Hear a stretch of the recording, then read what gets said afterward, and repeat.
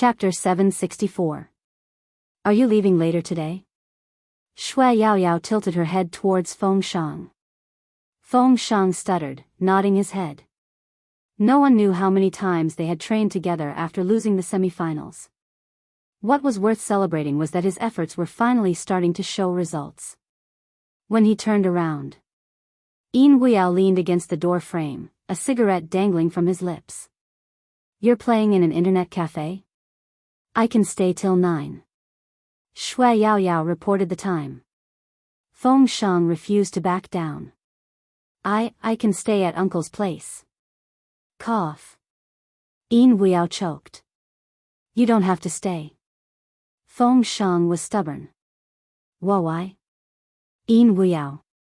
Would I say I'm afraid of being misunderstood as gay? You're still young, you can all go home. Yin Guiyao flicked his cigarette. Just remember what you want to achieve. Time always passed very quickly during training. Yin Guiyao was a veteran and he knew that while they were researching the other teams, they were also researching them.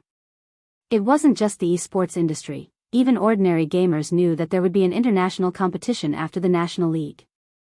At this moment, the Japanese, who were hailed as the godly team, were trying to calm down the commotion caused by their members the day before.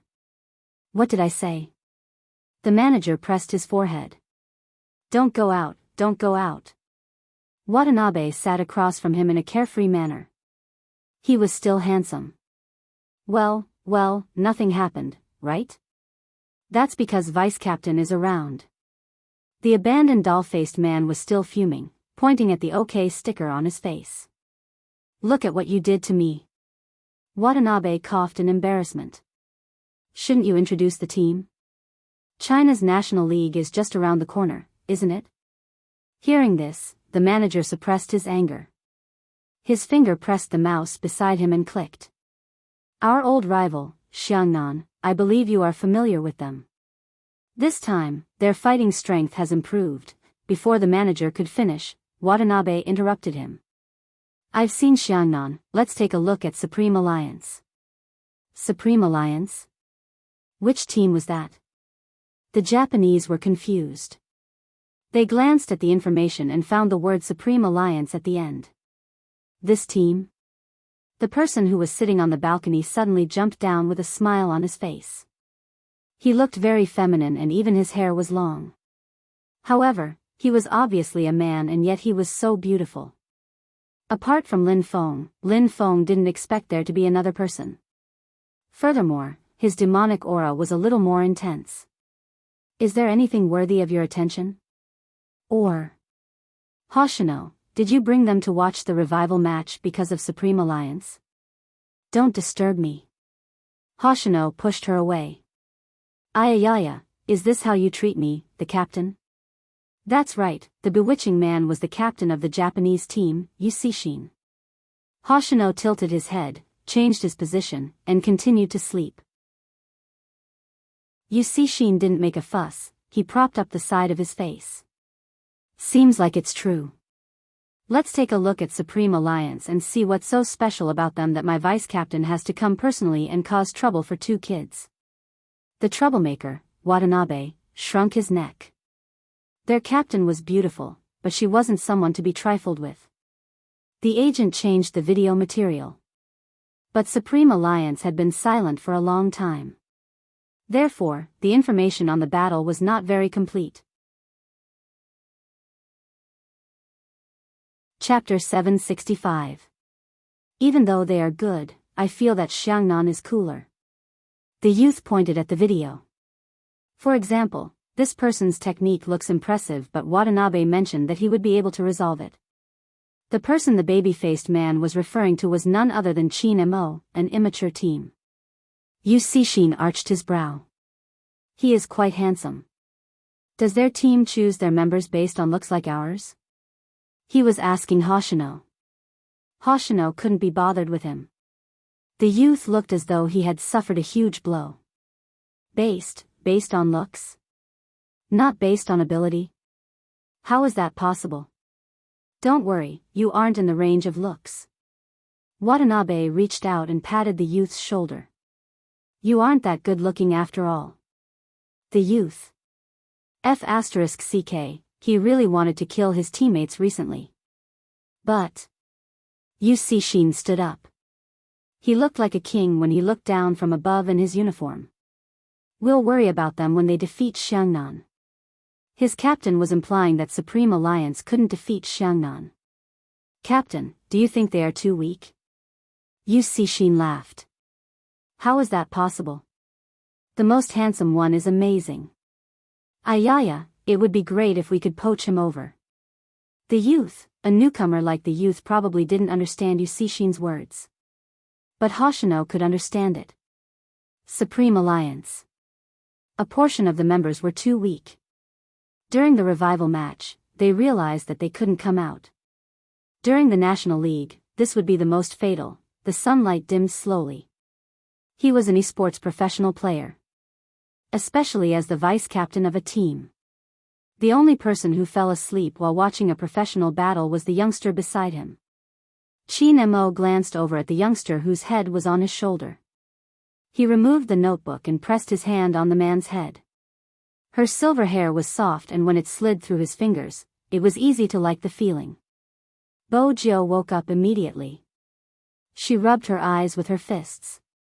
Do you want to drink water? Or do you want to eat? Or go to the toilet? I'm going to the toilet. Can you help me take off my pants? Qin Mo asked slowly. Bo Jiu's sleepiness disappeared instantly. How could the Almighty be so bad? When they were young, he would hug her and shake his adorable little head, telling her that he wasn't going anywhere. Her canine pet had changed. So cunning, black-bellied, and venomous, but Qin Mo didn't go anywhere. It felt good to touch the youth. The Almighty must have made a mistake. She should be the one caressing his head. Whose pet was he? Seeing that the other party was sick and that his illness was related to her, she decided to let him go. Bo Jiu didn't say anything since it felt good to be touched. Qin Mo smiled faintly. Bring me a book. Novels? Bo Jiu found it a good way to pass the time. Qin Mo glanced at the youngster. Poetry collection. After all, I'm not like a certain someone who can't understand overbearing CEO falls in love with me, my little surrogate wife, and sugar daddy, come and feed me. Can't this joke pass? She didn't read those books either. Bo Jiu jumped up, looking suave even when she got off the bed. Qin Mo watched as the youngster was sent away. He glanced over at the phone that had been vibrating. Chapter 766.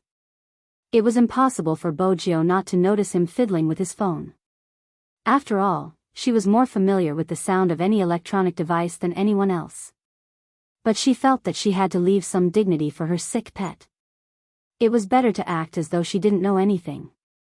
Besides, the only thing the Almighty was avoiding her to talk about was the crime squad. Bo Jiu had her own ways of investigating people. For the time being, she didn't need to use any tricks to get information from the Almighty. Hence, after the notification disappeared, Bo Jiu casually picked up a book. Actually, the Almighty's bookshelf was filled with criminal psychology books and financial books. It wasn't easy to find anything else. Qin Mo placed his phone down, glancing at the book in the youngster's hands. You like this? It's all right. Bo Jiu didn't know the content. She just didn't want a certain someone to keep sending messages. That would make her hands itchy. Qin Mo chuckled. Pass me the book. Bo Jiu was obedient at this moment. She sat down and handed the book over, wondering if she should take one out for a look. Or play hero on her phone. Unexpectedly, she didn't manage to do either. Just then, she heard the flipping of pages. Then came the low voice beside her ears. Qin Mo's natural low voice was especially alluring today, carrying a unique quality.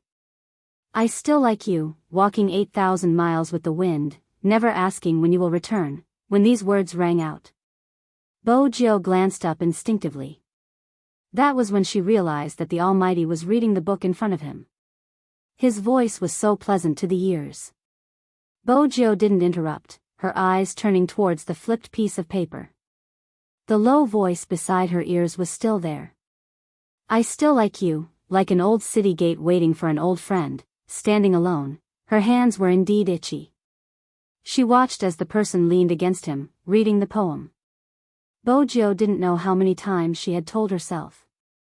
Kidnapping this person would definitely be troublesome. But she still wanted to kidnap him. Bojo lowered her head as she thought about her plan.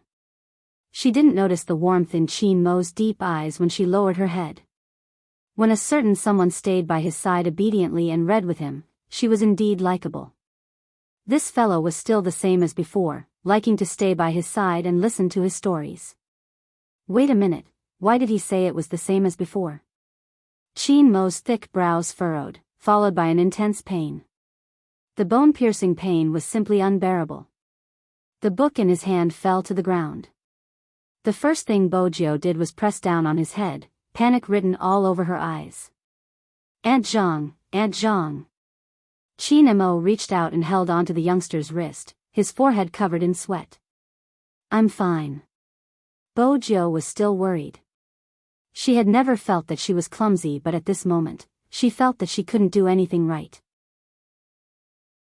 Is the temperature rising again? He touched it with the back of his hand and found that there was indeed a little. Chin Mo pressed down on her hand. His head wasn't hurting as much anymore, but there was one thing he was sure of. He needed to do a brain checkup. Chin Mo knew that this headache had nothing to do with his flu. It was the same last time. It suddenly hurt. Perhaps not all of a sudden. Chapter 767.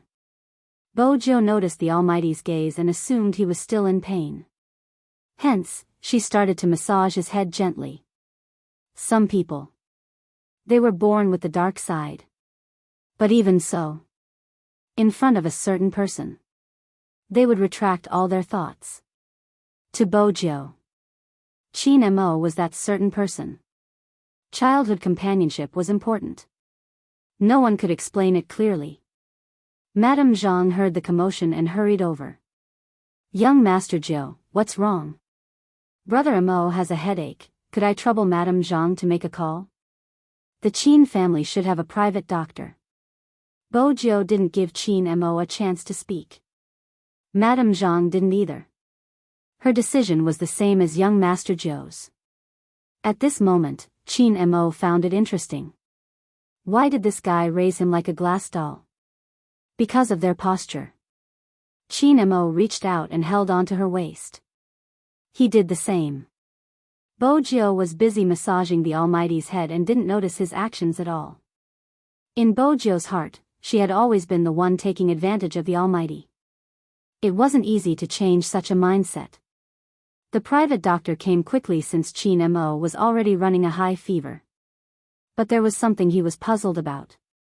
In the past, when young Master Chin had fainted from the fever, he hadn't said he wasn't feeling well. When it was extremely uncomfortable, he would just allow the doctor to insert needles and close his eyes to rest. Why did young Master Chin always say he wasn't feeling well? His fever was almost gone. When the private doctor heard the diagnosis, he suspected that there was something wrong with his medical skills. He glanced up, wanting to ask something.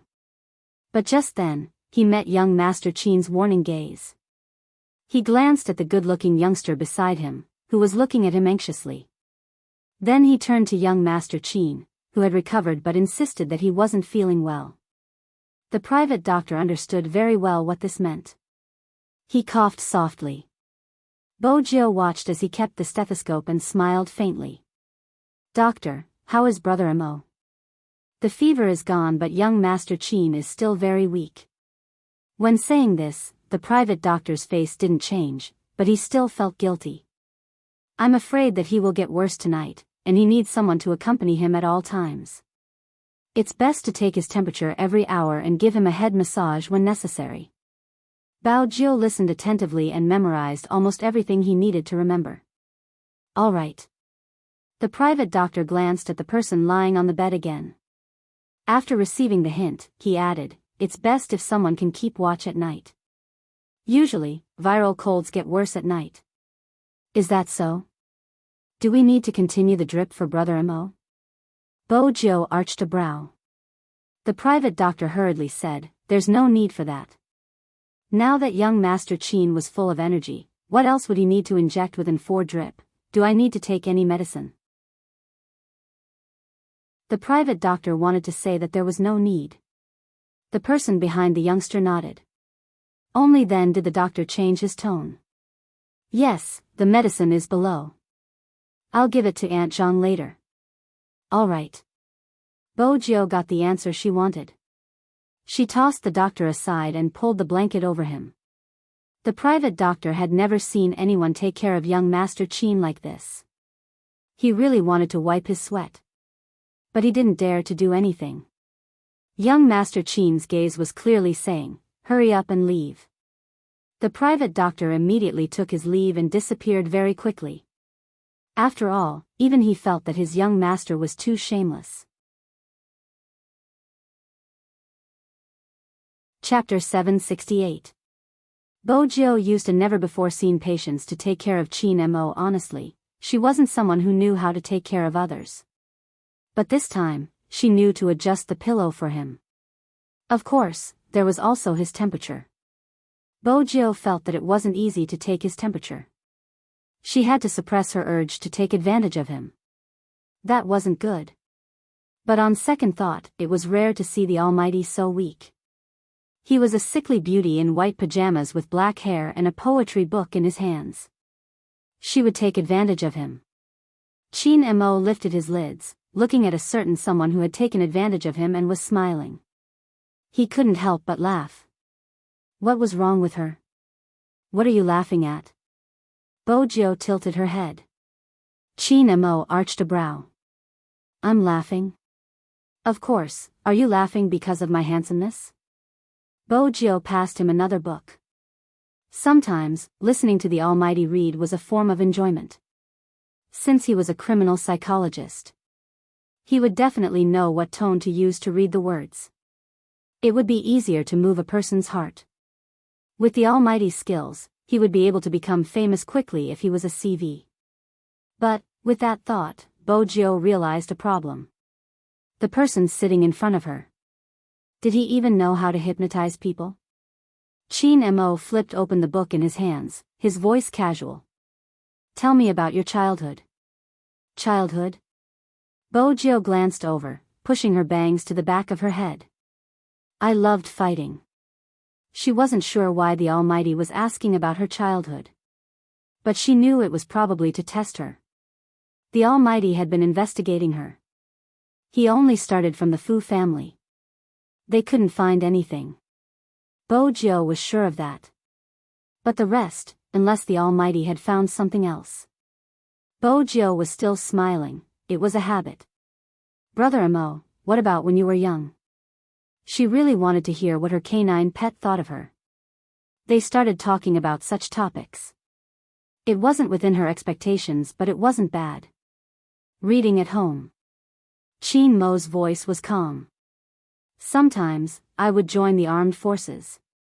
Bojo listened to his activities, a phrase appearing in her mind. A real warlord's son. But, what else? The Almighty hadn't mentioned her. He had to get the whole thing out of her. Chin Mo closed the book in his hands. "Nothing else." "Nothing else?" Bojo stilled. How could there be nothing else? Chin Mo noticed that the person in front of him kept looking at him. He arched a brow. "What's wrong?" "No." Should he say that he was disappointed? That shouldn't be the case. But he couldn't explain it clearly. This doesn't seem right. But why weren't there any others? When Bojo lowered her lids, she smiled and continued, "I thought someone like Brother Mo would have been to many places when he was young since he is of mixed blood." "No." Chin Mo replied instinctively. Then he glanced up. "Perhaps I have, but I can't remember." What did forget mean? Bojo glanced at him. Chin Mo glanced over. "Grandfather said he brought me to America, but I have no recollection of it." It's the same with other things. I lost a period of memory. Bojo hadn't expected such an answer. He had never seen anyone so calm when they said that they had amnesia. Chapter 769. The personal doctor you saw just now would occasionally check on my mental state. Chin Mo chuckled with a hint of mischief in his voice. Do you think my mental fortitude is better or his mental fortitude is better? Bojo understood.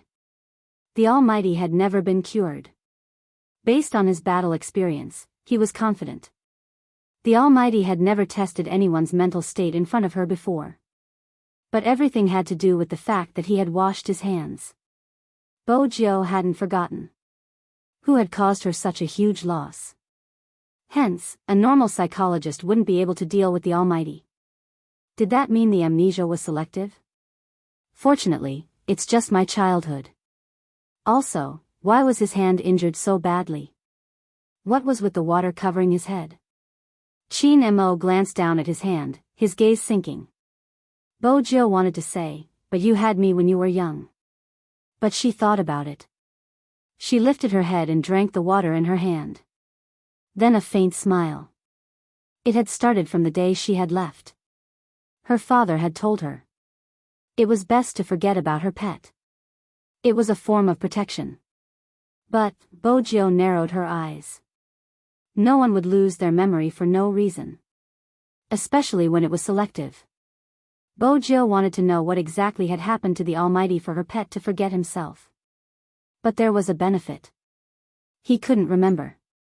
She didn't have to worry about the Almighty guessing her identity and could speak casually. Bojo chuckled. It was interesting when I was young. I met an extremely beautiful little boy, but his eyes were so big that they were on top of his head and he looked at everyone as though they were germs. In the end, he couldn't defeat me and became my pet. He must have been afraid of the dark, otherwise, he would have chased me away when I went to disturb him at night. He wouldn't have given me half of his bed every time. More importantly, he was comfortable to hug, but he always refused to let me hug him. Don't you think he was too shy? Chin Mo's voice turned cold. Who is the little boy you are talking about? Your idol, Hoshino? Bojo hadn't expected the Almighty to misunderstand and felt as though she had dug a hole for herself. No. It's best if he's not. This kind of boy who has been lying since he was young and slept with him must be very cunning. If you see this kind of person in the future, stay away from him, understand? As soon as Chin Mo finished speaking, the young man smiled. For some reason, she looked especially happy and nodded vigorously in agreement with his argument.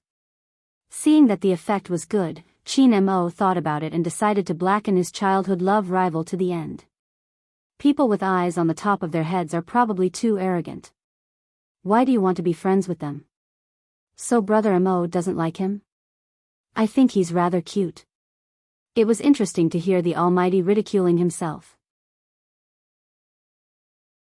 Bojo cupped her cheek with one hand, her eyes narrowing into slits. Chin Mo scanned the youngster. Cute? Heh, it's more like it's just a facade. Great God, I hope you've recovered your memory and remember what you're saying now. Bojo couldn't take it anymore. She tilted her head and couldn't help but laugh. Only when he laughed. She still hadn't forgotten the most important thing. Who had caused her pet to become like this?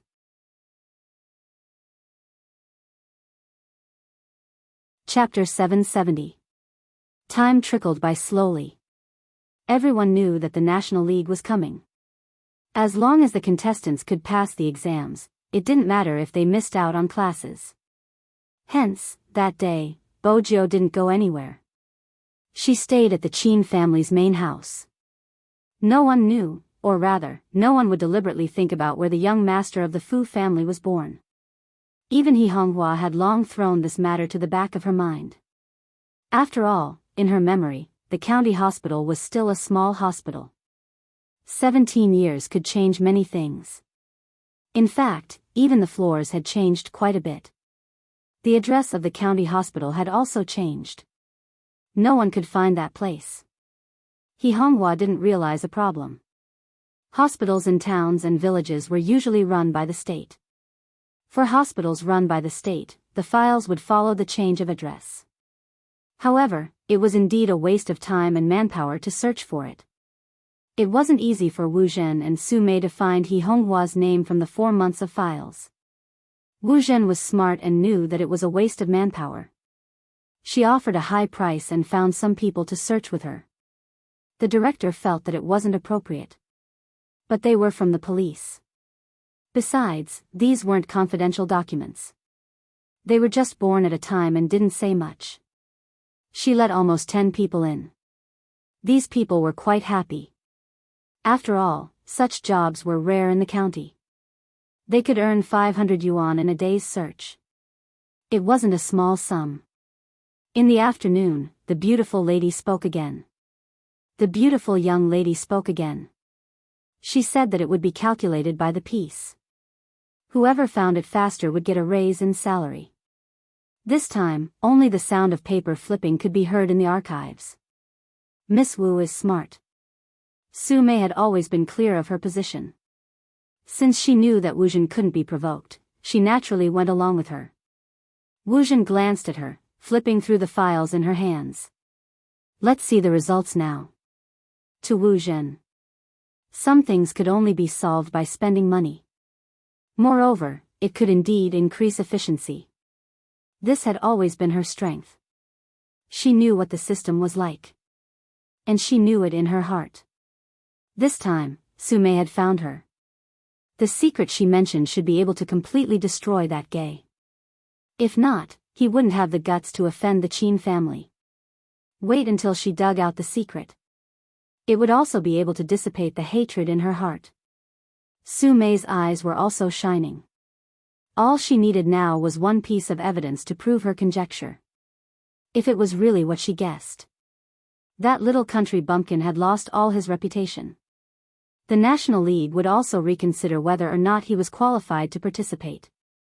After all, his identity as a boy was a huge scam. The more Su Mei thought about it, the faster her hands moved.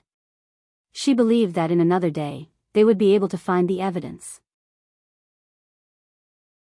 Tomorrow, they would hire more people.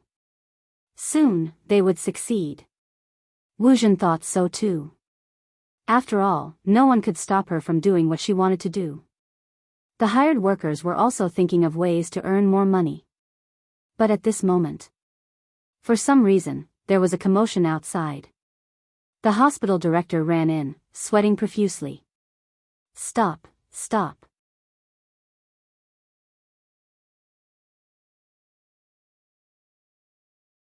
But even Mother Shui could tell that her daughter had never worked so hard before. Looking at her face, which was no longer round, Shui Mining couldn't help but sigh. Mama Shui didn't dare to put food in Shui Yaoyao's bowl. He was afraid that he would agitate Jiang Zuo again. He didn't want to see a loving mother and a filial son. Old Jiang also said that some things and some words should not be said in front of Jiang Zuo. Brother Shui, who was sitting beside her, frowned when he saw Yao Yao. Sis, did you lose weight? As soon as he said that, Jiang Zuo, who had been eating silently, put down his chopsticks and wiped the corners of his mouth with a napkin, his eyes fixed on Yao Yao. The atmosphere was a little tense. Brother Shui regretted what he had said. Shui Yao Yao, on the other hand, was much braver than before. After she finished the pork ribs, she lifted her head and smiled. There has been too much training recently, so everyone lost weight. It's normal. Chapter 772. Jiang Zuo looked at her, placing the tissue down. Brother Shui heaved a sigh of relief. He admired his brother, but at the same time, he felt pressured. Shui Yao Yao had indeed lost weight. The clothes she used to wear were a little shaky. Even her battle uniform had been changed by Feng Yi. Every fat person who slimmed down would be a successful countervailing force. This sentence was indeed not wrong. Shui Yao Yao was originally very fair, but probably due to the exhaustion from training, she didn't wear her personal clothes. Instead, she wore a dashing uniform. To make it easier to play games, she changed her hairstyle. In the past, she used to let her hair down, the thick bangs making her look young. Now, she tied her hair into a high ponytail, her pure black hair complementing her beautiful eyes. Even Father Jiang smiled. Yao Yao has changed a lot, not bad, not bad.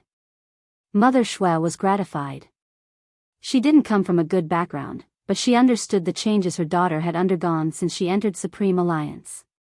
Hence, even though she hadn't seen the Highness Zhou that her daughter had mentioned, deep down, she was grateful. Jiang Zuo was also looking at Shui Yao Yao, but his eyes dimmed. Just as he was about to say something, Wu Zhen called. He frowned, then stood up, looking like he was going to answer the call. The Jiang father and son had always had a knot in their relationship. Father Jiang looked at Jiang Zuo, sighing softly. Shui Yao Yao had finished her meal. She couldn't stand being in the Jiang family anymore. Since the main character had left, it wouldn't be rude for her to leave. If it had been in the past, Shui Yao Yao would have been disappointed to see Jiang Zuo answer a girl's call. But now, most of her thoughts were on training. Shui Yao Yao thought it would probably be better in the future. She glanced at the time on her phone. If she went to the internet cafe at this hour, she should be able to play with the uncle. Since Feng Shang was staying in the internet cafe, she couldn't be left behind. But she hadn't expected Jiang Zuo to walk out to the courtyard to make a call. It was in the direction of the door. Shui Yao Yao wasn't someone who would eavesdrop.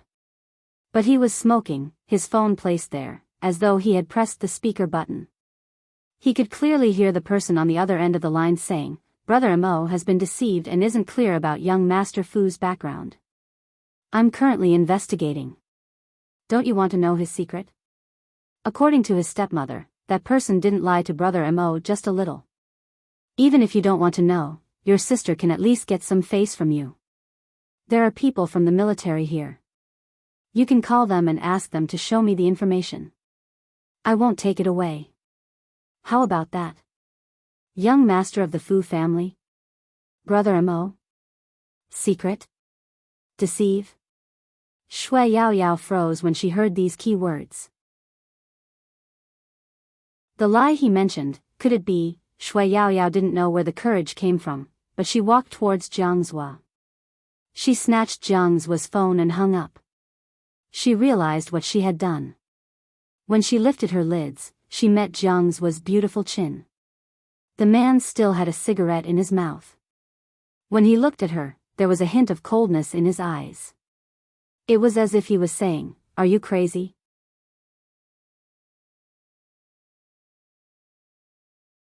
Chapter 773. Jiang Zuo had known Shui Yao Yao for a long time and naturally knew what she meant. "You're admitting that you took that photo to threaten me?" "Yes, I admit it." Shui Yao Yao clenched her fists tightly. "I'm despicable and shameless, but His Highness Zhou isn't. His Highness Zhou isn't like what Miss Wu said." Jiang Zuo suddenly laughed, the coldness in his eyes sending chills down her spine.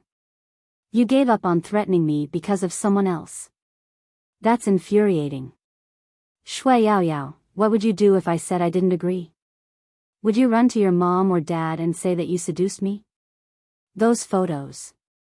Shui Yao Yao's face was pale as though all the life had been sucked out of her.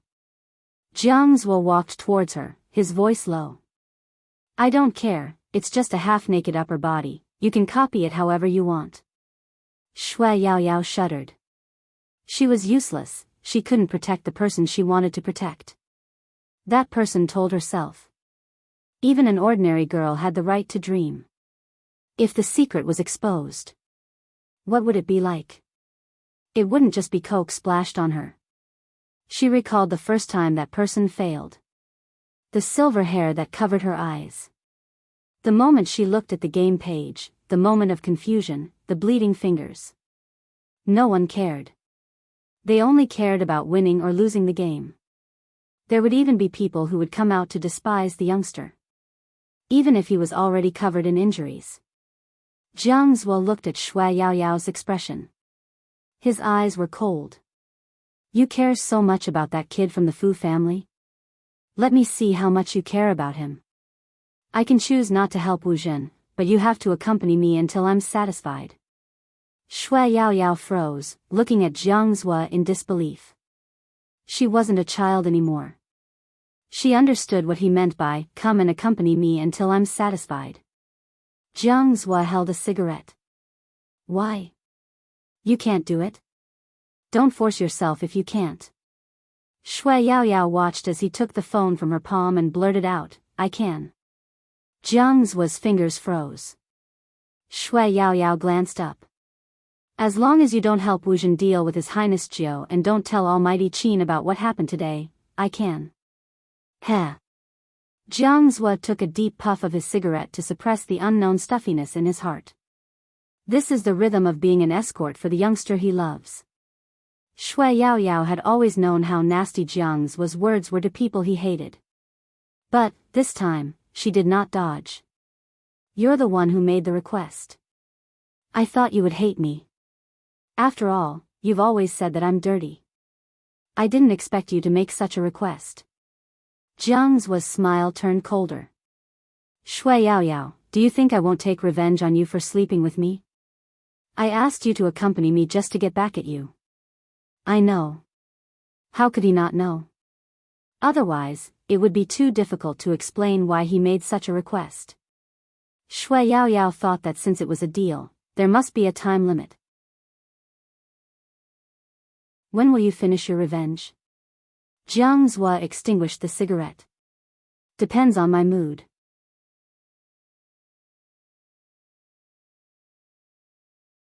Chapter 774. I'll use a year's time to make amends. After a year, I hope that you can find your own happiness and forget all the despicable things I've done. I won't appear in front of you again. Is that okay? Jiang Zhua clenched his fists, leaning over forcefully. He dragged Shui Yaoyao to the darkest corner of the yard and pressed her against the wall. Then he smiled like a playboy. My interest in revenge won't last for a year. You overestimate yourself, heh? I know, but there are some things that we have to make clear in advance. It's good for both of us. Shui Yaoyao took out her phone and opened the photo album in front of him. She found a photo of a sleeping beauty and quickly deleted it. Jiang Zhua watched her actions, the light in his eyes dimming. Fortunately, he was rational. Otherwise, he would have shouted for her to stop. That was crazy. He had never liked to threaten others. But this time, he didn't know what was going on. She probably wanted to take revenge. Sometimes, he really wanted to ask her. Didn't she say that the photo was important to her and that she just wanted to keep it to remind herself that she liked him? But now, she deleted the photo for someone. Important? Actually, it wasn't important at all. Or had she found someone more important than him? For example, Spade Z, Jiang Zhua thought she had a chance to get close to that kid. With Qin Mo around. That kid was like a prey that had already been marked. It was just a matter of time before anyone could escape from Qin Mo's hands. He had never thought of agreeing to Wu Zhen. He didn't like to abuse his privacy. Or was he the same as those people in her eyes? Jiang Zhua lowered his head, looking at the empty photo album with an indescribable frustration. Shui Yaoyao saw his expression and thought he was still worried. I don't have a computer and I can show you my email. There are no backups. I know I'm not trustworthy in front of you. You can take your time to test me. Does your Highness Jiao know about such a huge sacrifice? Jiang Zhua laughed again, but this time, his fringe covered his face. Shui Yaoyao's gaze froze. She doesn't need to know. But she had to tell her Highness Jiao that Wu Zhen was investigating. How touching. The last trace of warmth in Jiang Zhua's eyes was sucked away. He suddenly bent over and bit Yaoyao's lips. The scent that belonged to a man poured in at once. At that moment, Shui Yaoyao's mind went blank. When she looked at him again, she realized that the vengeance had begun. Far away in the county hospital, Wu Zhen looked at her phone that had been hung up. When he called again, the other side didn't even pick up. Even the look in his eyes changed. She clutched her phone tightly in her hand. What was going on with Jiang Zhua? Su Mei saw that she could not get through and knew that something was wrong. She said, "Young Master Zhang's phone is not working. Miss Wu, you can try to find someone else." The rank of the troops stationed in the county should be very low. It could be your friend or old Wu's friend. Wu Zhen had wanted to get Jiang Zhua to do it quickly since the Jiang family's military power was second only to the Qin family. But Su Mei was right. There was no need to hire a broadsword for such a small place. After thinking it through, Wu Zhen dialed her grandfather's number.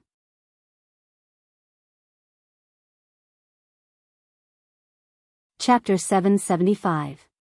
He instructed Wu Zhen to pass the phone to the officer in charge. Wu Zhen could tell from his aura that there wouldn't be a problem. Unexpectedly, the officer answered the call, but said to the other party, "This matter is not under your jurisdiction. You have no right to ask." The officer turned to Wu Zhen. "Niece, your case is a little complicated. It should be the military investigating something. The other party isn't an ordinary soldier, you should come back." He was trying to persuade her. But Wu Zhen wasn't going to listen. She felt that his rank was too low. He was strong on the outside but weak on the inside. He couldn't even manage a small city. Wu Zhen tried to think of a solution. The leading officer swept her a glance. He took out his phone and sent a message. "Young Master, all the information has been sealed. I've asked the hospital director and Wu Zhen and Su Mei are looking for young Master Zhou's birth file. Once we find it, I'll seal it and send it to you. However, Wu Zhen is currently looking for someone and a military commander just called. Should I reveal my identity to ensure the operation continues?" When Qin Mo received the message, a certain someone was checking his temperature. Bo Jiu heard the phone ringing. When she unbuttoned his shirt, she arched a brow. "Aren't you going to look?" "I'll check your temperature first." Qin Mo replied calmly. The intelligent Bo Jiu quickly realized that it wasn't convenient for the Almighty to look at the message in her presence. Hence, she found an excuse to go downstairs since the Almighty would only be so guarded against her when he was investigating a case. At times, she was rather understanding. Bo Jiu picked an apple and bit into it, intending to give the Almighty some space to investigate. But that wasn't the case. She would never have expected Qin Mo to be investigating the birth of this body. Qin Mo turned on his phone. While the youngster wasn't around, he made a call. The Special Forces soldier picked up immediately. "Young Master. Don't reveal your identity, look for the file personally. Once you find it, don't look at it. As for the rest, let her cause trouble." Qin Mo's voice was calm. "After she causes trouble, uproot her connections and the Wu family. If the Wu family wants to interfere with the military, they will be punished according to military law." "Yes." The Special Forces soldier couldn't help but feel a chill down his spine. Young Master's methods were still the same as before. It was really a sharp blade that could not see blood. Everyone knew that if he were to reveal his identity now, Wu Zhen wouldn't look for anyone else. "I will also settle down." But he did not want to be exposed. With Miss Wu's temperament, she would probably break more and more rules.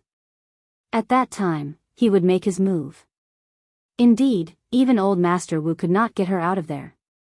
Of course, if she didn't make a fuss, everything might have turned around. Therefore, this was the cycle of karma.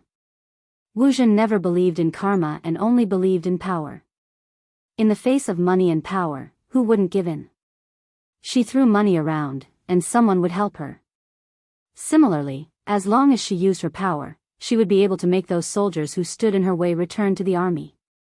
What she didn't expect was that when she asked the officer to answer the phone for the second time, the officer raised his eyebrows and said a few words to the other side of the phone before hanging up. Then, he added, "Miss Wu is suspected of bribery and obstructing our department from carrying out its mission. If there's any problem, we'll discuss it in court."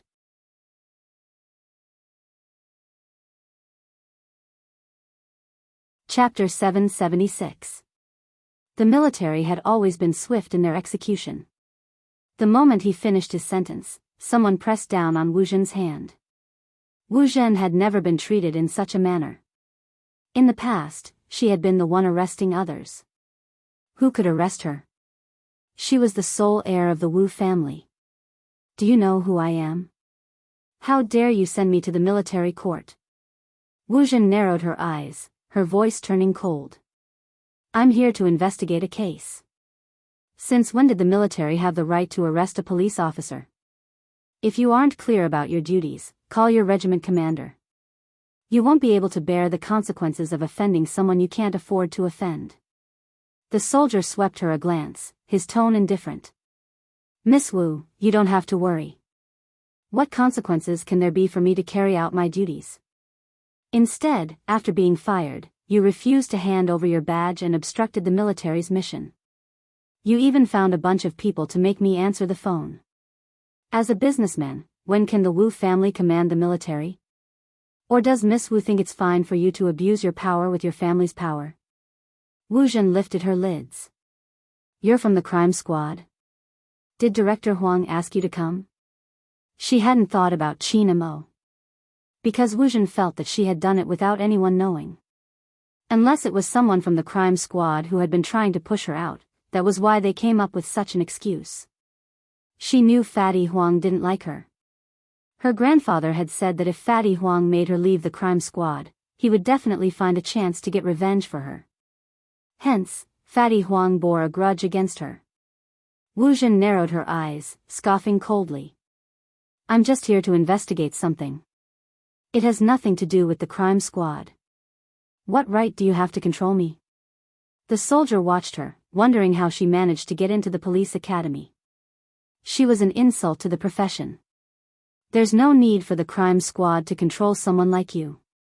Miss Wu, you've been pampered for too long. Have you forgotten that as an ordinary citizen, there's nothing you can and can't do? You've already been fired, yet you're still pretending to be a police officer. Miss Wu, do you think the Wu family will be able to bail you out? Don't worry, it won't happen again. Take her away. Wu Zhen clenched her fists at the last word. She wasn't done with the crime squad. Wu Zhen was brought to the military vehicle and Su Mei couldn't escape. Those who stayed behind continued to look through the files. All of a sudden, only the sound of paper flipping could be heard. Piles and piles of files were carried in and carried away. There were very few people who knew about this. One of the characteristics of the military was secrecy. The director of the hospital was not stupid. Of course, he would not do such a thing. What's more, he had heard enough. The people who came to find him at the beginning were no longer from the police. From the looks of it, he was making things convenient for someone who shouldn't be making things convenient, so he didn't dare to say anything else. With a bunch of soldiers standing in front of him, his legs went soft. But what exactly were these people investigating? He couldn't figure it out no matter how he thought about it. The night deepened. Qin family main family. The armed policemen were still standing outside. From the inside of the house, he could even see the sentries standing guard. There are so many armed policemen stationed here. Why aren't they giving people a chance to kidnap them? Bo Jiu placed one hand in her pocket, tossing the apple core into the bin as she muttered to herself. Madame Zhang thought Bo Jiu was looking at something. She tilted her head and glanced over. Then she smiled. Young Master Jiu, do you think the courtyard is too quiet at night? That's right. Bo Jiu lifted her lips, calm and composed. She didn't reveal her intention to kidnap them at all. Madame Zhang held a plate of freshly cut oranges in her hands. She must have seen Bo Jiu munching on the apple and couldn't help cutting a plate of oranges. She knew young Master Jiu had a big appetite. I think it's too quiet too. Fortunately, young Master Jiu is here. Madame Zhang couldn't help but smile as she spoke. Madame is rarely at home and boss is always in the army. Young Master usually eats alone, so there aren't many lively times at home. But it's different now that young Master Jiu is here. Young Master's appetite is obviously much bigger than before and he even smiles occasionally. Even though young master doesn't say it, as a servant, I know that young master likes young master Joe's presence. Even madam is very grateful to young master Joe for accompanying young master. After all, young master's personality is indeed difficult to get along with, so I hope that young master Joe can be more forgiving in the future. Bo Jiu took the oranges from Madame Zhang's hands and smiled lightly. Madam, don't worry. I'm the kind of person who knows what I'm doing. I know how Brother Mo treats me. Similarly, how important that person was to her. She knew it clearly. There were many things. She didn't want to scheme anymore, and she didn't want to be on guard anymore. If it had been someone else, she would have made sure nothing would go wrong. But that was Qin Mo. That was the Qin Mo who had accompanied her for 3 years and 2 months when she was young. That was the Qin Mo who wanted her to kidnap him and leave without a care for anything else. That wasn't someone else. Bo Jiu fiddled with one of the oranges. If she was destined to live in darkness for the rest of her life, she hoped that the lamp named Qin Mo couldn't be extinguished, even if they became enemies one day.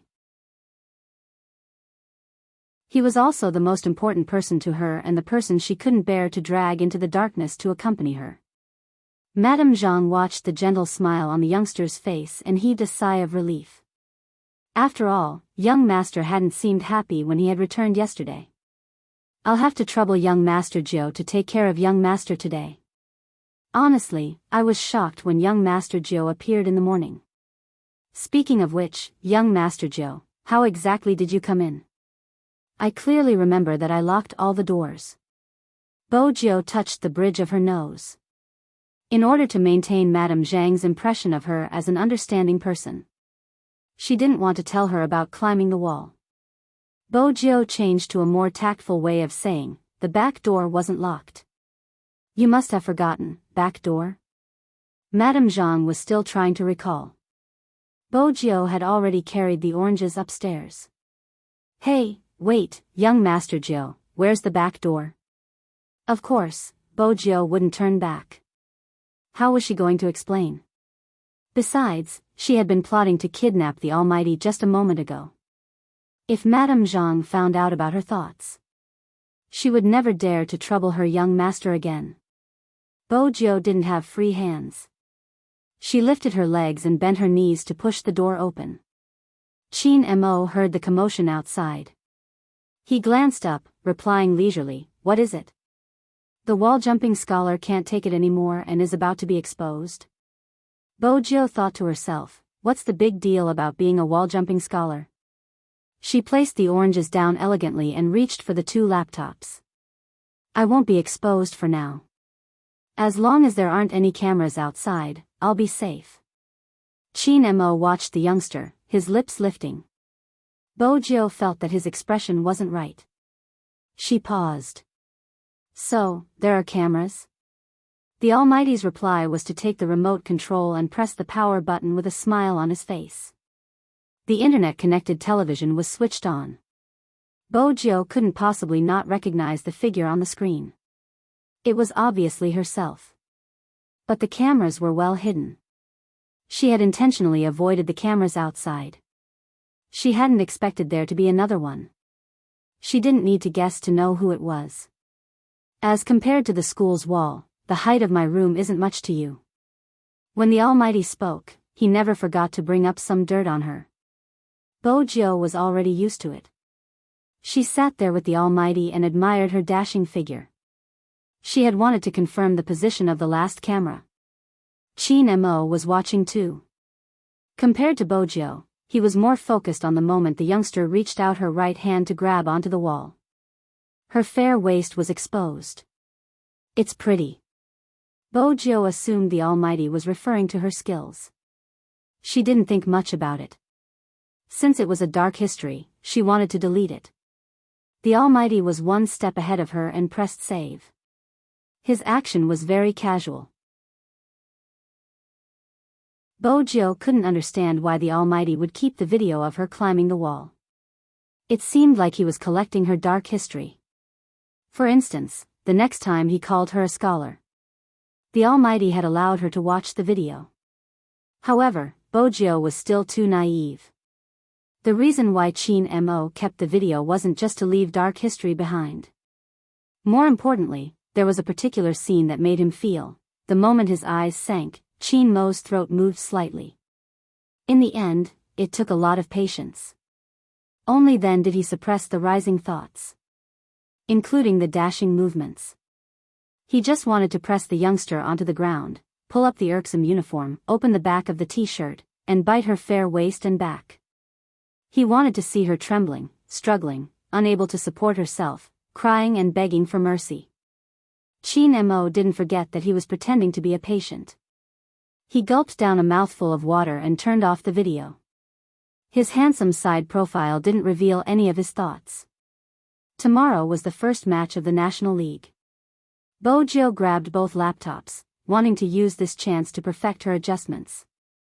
Brother Mo, let's play. Pass the game? Chin Mo arched a brow. Bojio smiled. PK, the Almighty had always been an opponent that people wanted to challenge. Be it in the game or in real life. Chin Mo swept the excited youngster a glance. I'm not playing. Why? Based on the way the Almighty had added her in the past, he didn't seem like someone who didn't want to win. Chin Mo watched her, his tone calm. Because I won't PK with someone I like. Bojio hadn't expected such an answer. She stilled. She moved the laptop away. Next, she carried Princess up and rubbed him into a ball. It wasn't easy to reply to the Almighty's words. Princess really wanted to bite him. F***ck, he wasn't a plush toy, he would have a temper if he rubbed him like that. Chin Mo watched her actions, his lips curved upwards. He placed the laptop aside. Come over, take his temperature. Didn't I just take it? Bojio finally let go of Princess. Giving a male cat a pigtail was an insult to its bloodline. Princess was furious. He walked a few steps forward valiantly. When he realized his reflection in the mirror wasn't bad, he stopped clawing at Bojio. Chin Mo glanced at his stupid cat before returning his gaze to Bojio's face. It's fine if you don't take my temperature. Go get a towel, my body temperature seems to be rising. Bojio immediately reached out to touch Chin Mo's forehead. It wasn't hot. But even if it wasn't hot, she had to take good care of him. Her pet had always been weak and sickly since young. She pulled open his collar and placed the thermometer inside. Bojio took a closer look and realized his face hadn't recovered. His lips were still pale. Almighty Chin had put in a lot of effort to make himself look weak. One of them was the art of expressing one's emotions. He looked at the person in front of him, so clean that he could almost see the layers of fur. Her posture was one that he was satisfied with. He couldn't help smiling. When Bojio saw the smile, she was reminded of Madame Zhang's words. She suddenly had the urge to confess everything. But Bojio knew better than anyone else. The issue between them had never been a matter of gender. One of them was in the light while the other was in the dark. He had his own rules. She had her own protection. Just looking at the Almighty, Bojio would always be reminded of the time when she wanted to buy him. Even though she knew she couldn't have him, she still wanted him.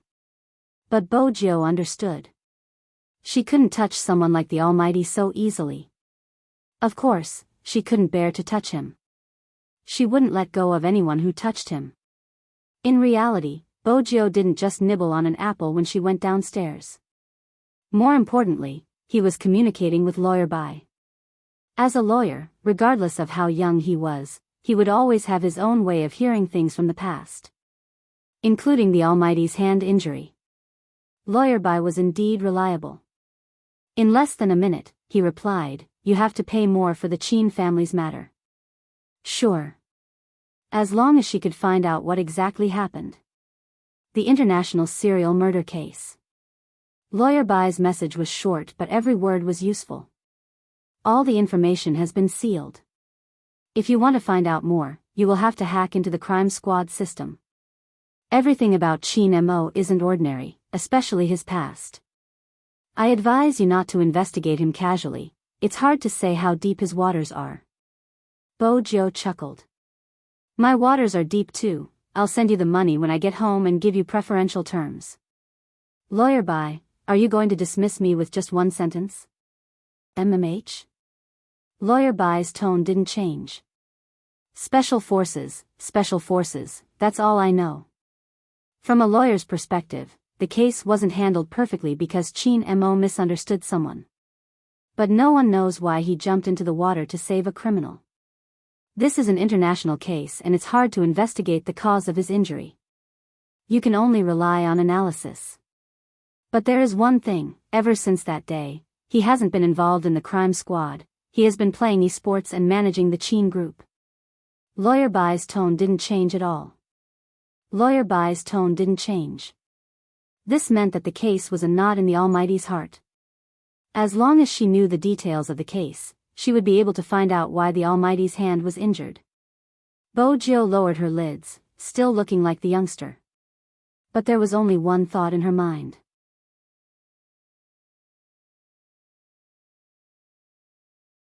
Chapter 777.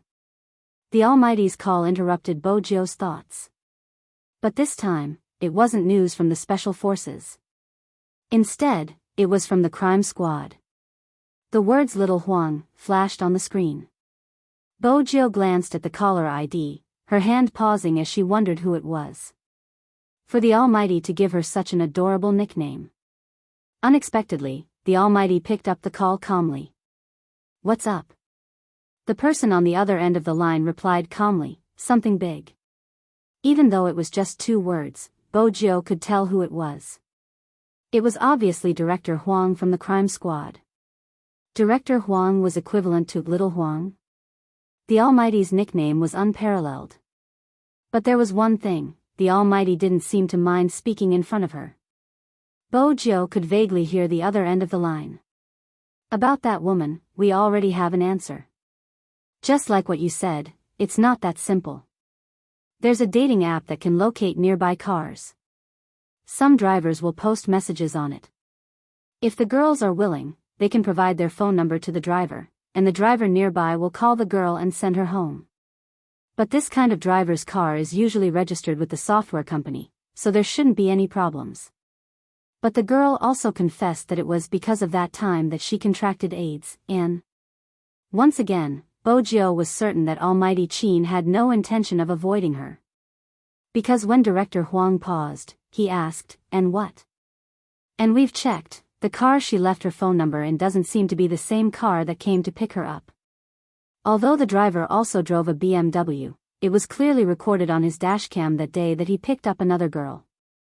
After sending her home, he also went home, so we ruled out the possibility of that person committing the crime. After the people below told the woman about this, she was in a bad mood. She said she didn't expect that note to be real. Chin Mo's gaze sharpened. What note? There was a note left at the hotel.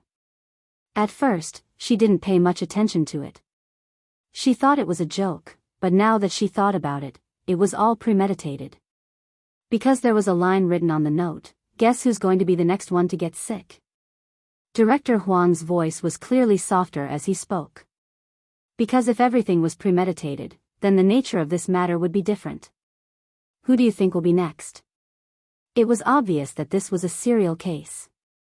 And if it is such a case, the perpetrator would then become a very unstable propagator. The AIDS in his body was his best, killing weapon. Bo Jiu had wanted to display her professionalism and respect the Almighty's privacy. However, the Almighty had no intention of letting her go. He even directly asked about the details of the case. Where did they have sex? Do you have the relevant hotel records? It's useless. The woman said she used her ID card to book the room because the man said he forgot to take the red wine in the car and wanted to get it first. He asked her to send the room number to his phone after she booked the room. That's not going to help. Bo Jiu couldn't help whistling. This whistle was coincidentally heard by the minion. His eyes widened, and his round and bulging body exclaimed, "What's going on?" Qin Mo swept the youngster a glance, replying calmly, "My cat."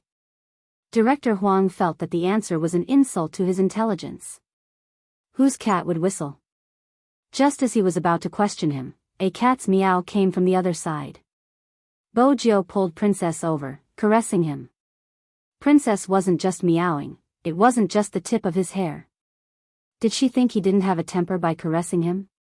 Qin Mo still looked sick, but his voice made them clench their teeth. You should have heard it, he isn't peaceful today. Not only did this sentence tarnish his pet's reputation, it also caused Director Huang to swallow all the questions in his mind. She said listlessly, "Then ask your cat why it whistles." Qin Mo replied slowly, "We'll discuss that later." The hotel corridor didn't capture the man's face? No, it's not because he was in disguise, but because there were too many people at the hotel that night. He followed a lot of people into the elevator, and after he got out of the elevator, he kept his head down, so the cameras didn't catch anything.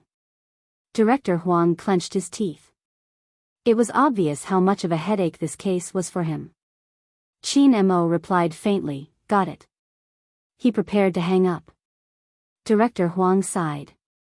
"Can't you give me some psychological profiling so that I can arrest him?" "Yes, I'll send it to you later." With that, he hung up and looked at the youngster in front of him. "Tell me, why did you whistle just now?" Bo Jiu smiled faintly. The two of them went to the hotel and the girl paid the bill. The man is either handsome or rich. Oh. Qin Mo arched a brow. What do you mean? Bo Jiu placed her laptop down.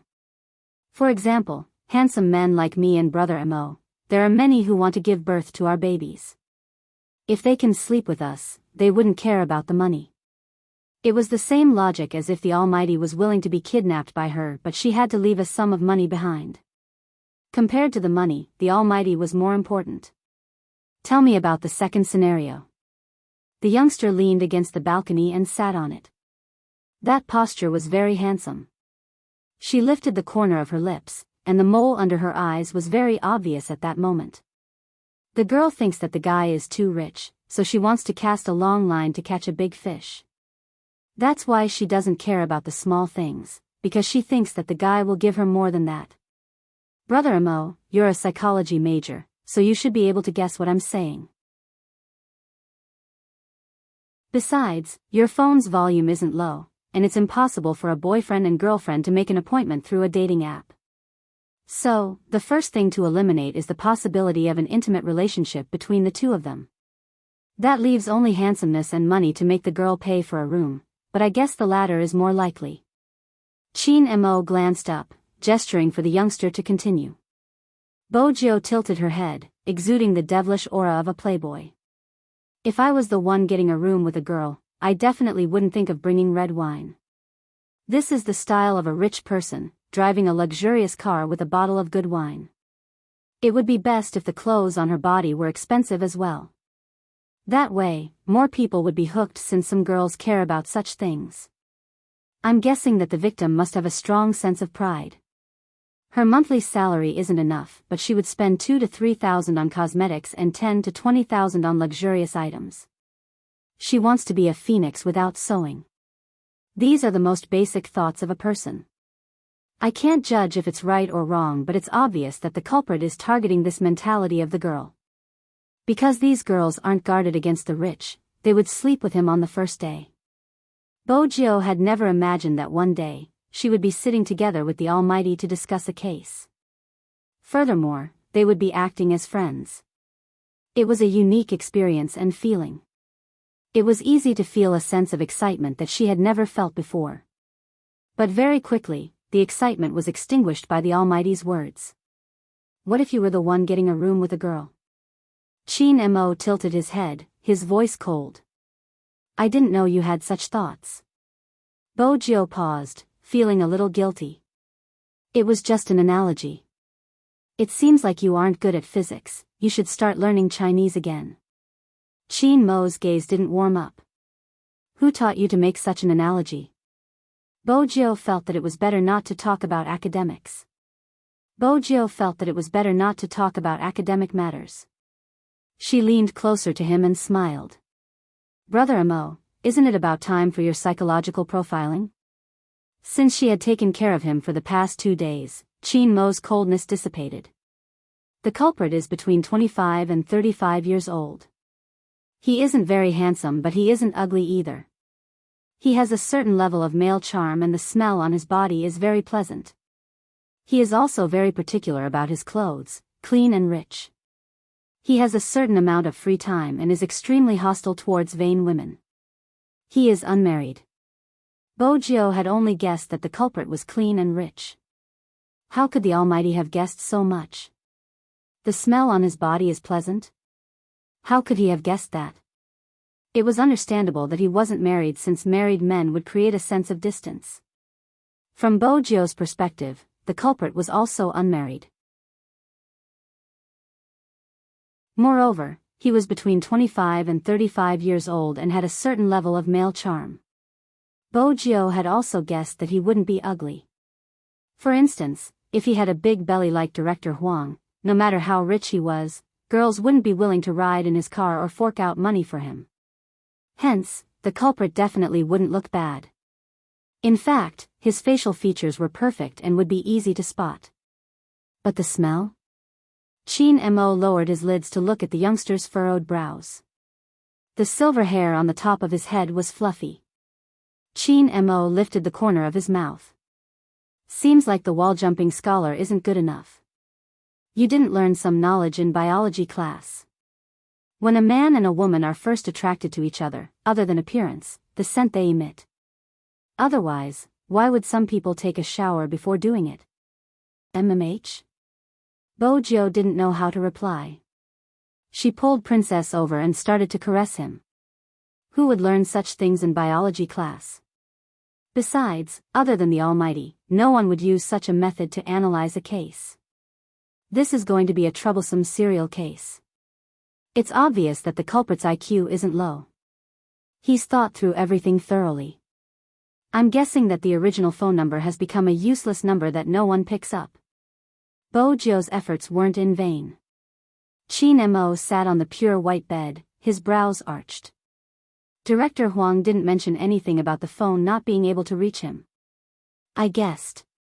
Bojo didn't avoid Chin Mo's probing. It's simple. If I were the culprit, I would prepare some tools. Every time I make an appointment with someone, the SIM card for the day would be rendered useless. After changing to the next target, I would use a new number to contact them. Even though the official SIM cards are all registered with real names, there are still ways to get one that doesn't require one's real name. The car plate would probably be tampered with as well, something that can be learned with a little money. Besides, the culprit would only appear on weekends when traffic is heavy. It wouldn't be hard to pass it off as real. Chin Mo fiddled with the lighter, his voice calm. Not a bad theory and concept for the culprit. Such a compliment was enough to make one break out in cold sweat. If it had been anyone else, they would have felt guilty. Bojo knew she couldn't back down at this moment. With the experience from the previous live stream, it is indeed easy to guess. There was a smacking sound. Chin Mo kept the lighter, smiling at the youngster. You are hinting that the culprit isn't a newbie. It's never tiring talking to Brother Mo. Bojo threw herself onto the bed, placing her arms behind her head. She knew the Almighty wasn't suspecting her anymore and could focus on the case. But I can't eliminate the possibility that someone is teaching him to do it.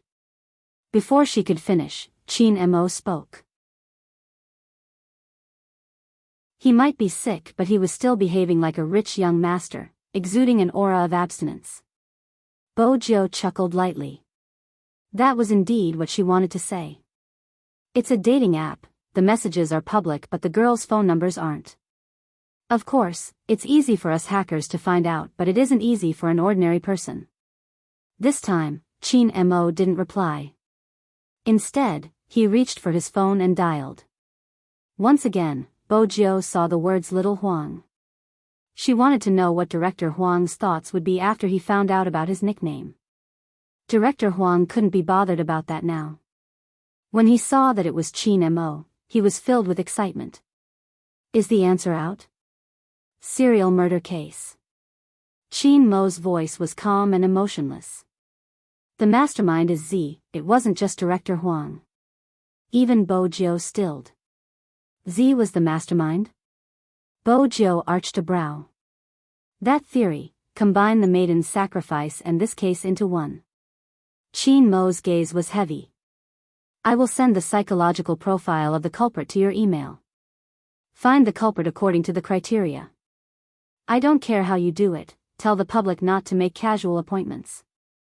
Director Huang replied, that's easy to say, but aren't you overthinking this matter? The maiden's sacrifice was initiated through the forums, but this time, it's through an app. I don't think they're the same. Both cases are carried out through the internet and the victims are all female. All of the culprits' information will reveal their psychological activities and they are all related to sleeping. The only difference is the method of sleeping, but the nature is the same. Most importantly, no culprit would leave a note to inform the public that he is the culprit so that the police can find him faster. This is Z's second challenge to the crime squad. Qin Mo's every word seemed to hit the nail on the head. Director Huang's jaw dropped and he scratched his head. He scratched his head again. This is clearly a challenge to you. Our key case investigation unit has been implicated because of you. Don't make a move after you lock onto the target. I will send someone to contact the culprit and find Z. Qin Mo hung up once he was done. He didn't give little Huang a chance to react. Bo Jiu felt that it was time to recommend herself. Brother Mo, what do you think about me contacting him? My hand speed isn't bad. Since it concerned her impersonator, she had to be more proactive. Qin Mo kept his phone, replying lazily, no. All right. In that case, she could only follow the people from the key case investigation unit. She respected her pet's decision. But it wouldn't clash with her methods. Qin Mo tilted his head and glanced at the youngster lying beside him. His tone carried a hint of warning. Behave yourself. If I catch you again, you should know the consequences. Brother Mo, where's the trust between humans? Bo Jiu sighed deeply. It has been a long time since I've messed with the internet. Do you know what it means to a hacker? It's the world of lousy hackers. Even though he knew the youngster wouldn't be telling him the truth. The corners of Qin Mo's lips lifted when he saw the depressed look on her face. Bo Jiu lifted her lips, hopping off the bed to take a shower, but she didn't forget to bring her phone. She closed the bathroom door. The first thing she did was to turn on the noise-canceling shower. Amidst the sound of the shower, the youngster lowered her lids, her long fingers pressing on the screen. Her dark eyes were unprecedentedly bright, the letters turning into strings of words. Follow the crime squad member, hunting operation commencing, Z. She raised her hand and sent the message. Bo Jiu tugged off her uniform. The next thing she heard was the sound of water splashing. It was dark outside the window. But for the esports players, they could only feel it when they played at night. Ding! The sound of an email rang. Watanabe glanced at the person reading a comic on the floor behind him. Vice Captain, your phone is ringing? Hoshino glanced down. When he saw the line of words, he moved his fingers, choosing to delete it. Even the traces were erased. At this moment, he just realized it. Z was really back. He wasn't sure when. It started to rain again. In a remote county hospital, the sound of documents flipping continued, suppressing the sound of the rain. Fortunately, they were all soldiers with good physiques. They weren't afraid of the cold in the archive room. If it had been an ordinary person, they would have been exhausted. The Special Forces soldier was there too. Since it was an order from young master, there couldn't be any mistakes. With him around, he felt that this matter was reliable. But it was undeniable that there were too many documents to check and they could only rely on manual labor. There weren't any shortcuts. Just when he thought they would have to check for another night to find what they were looking for, a voice rang out.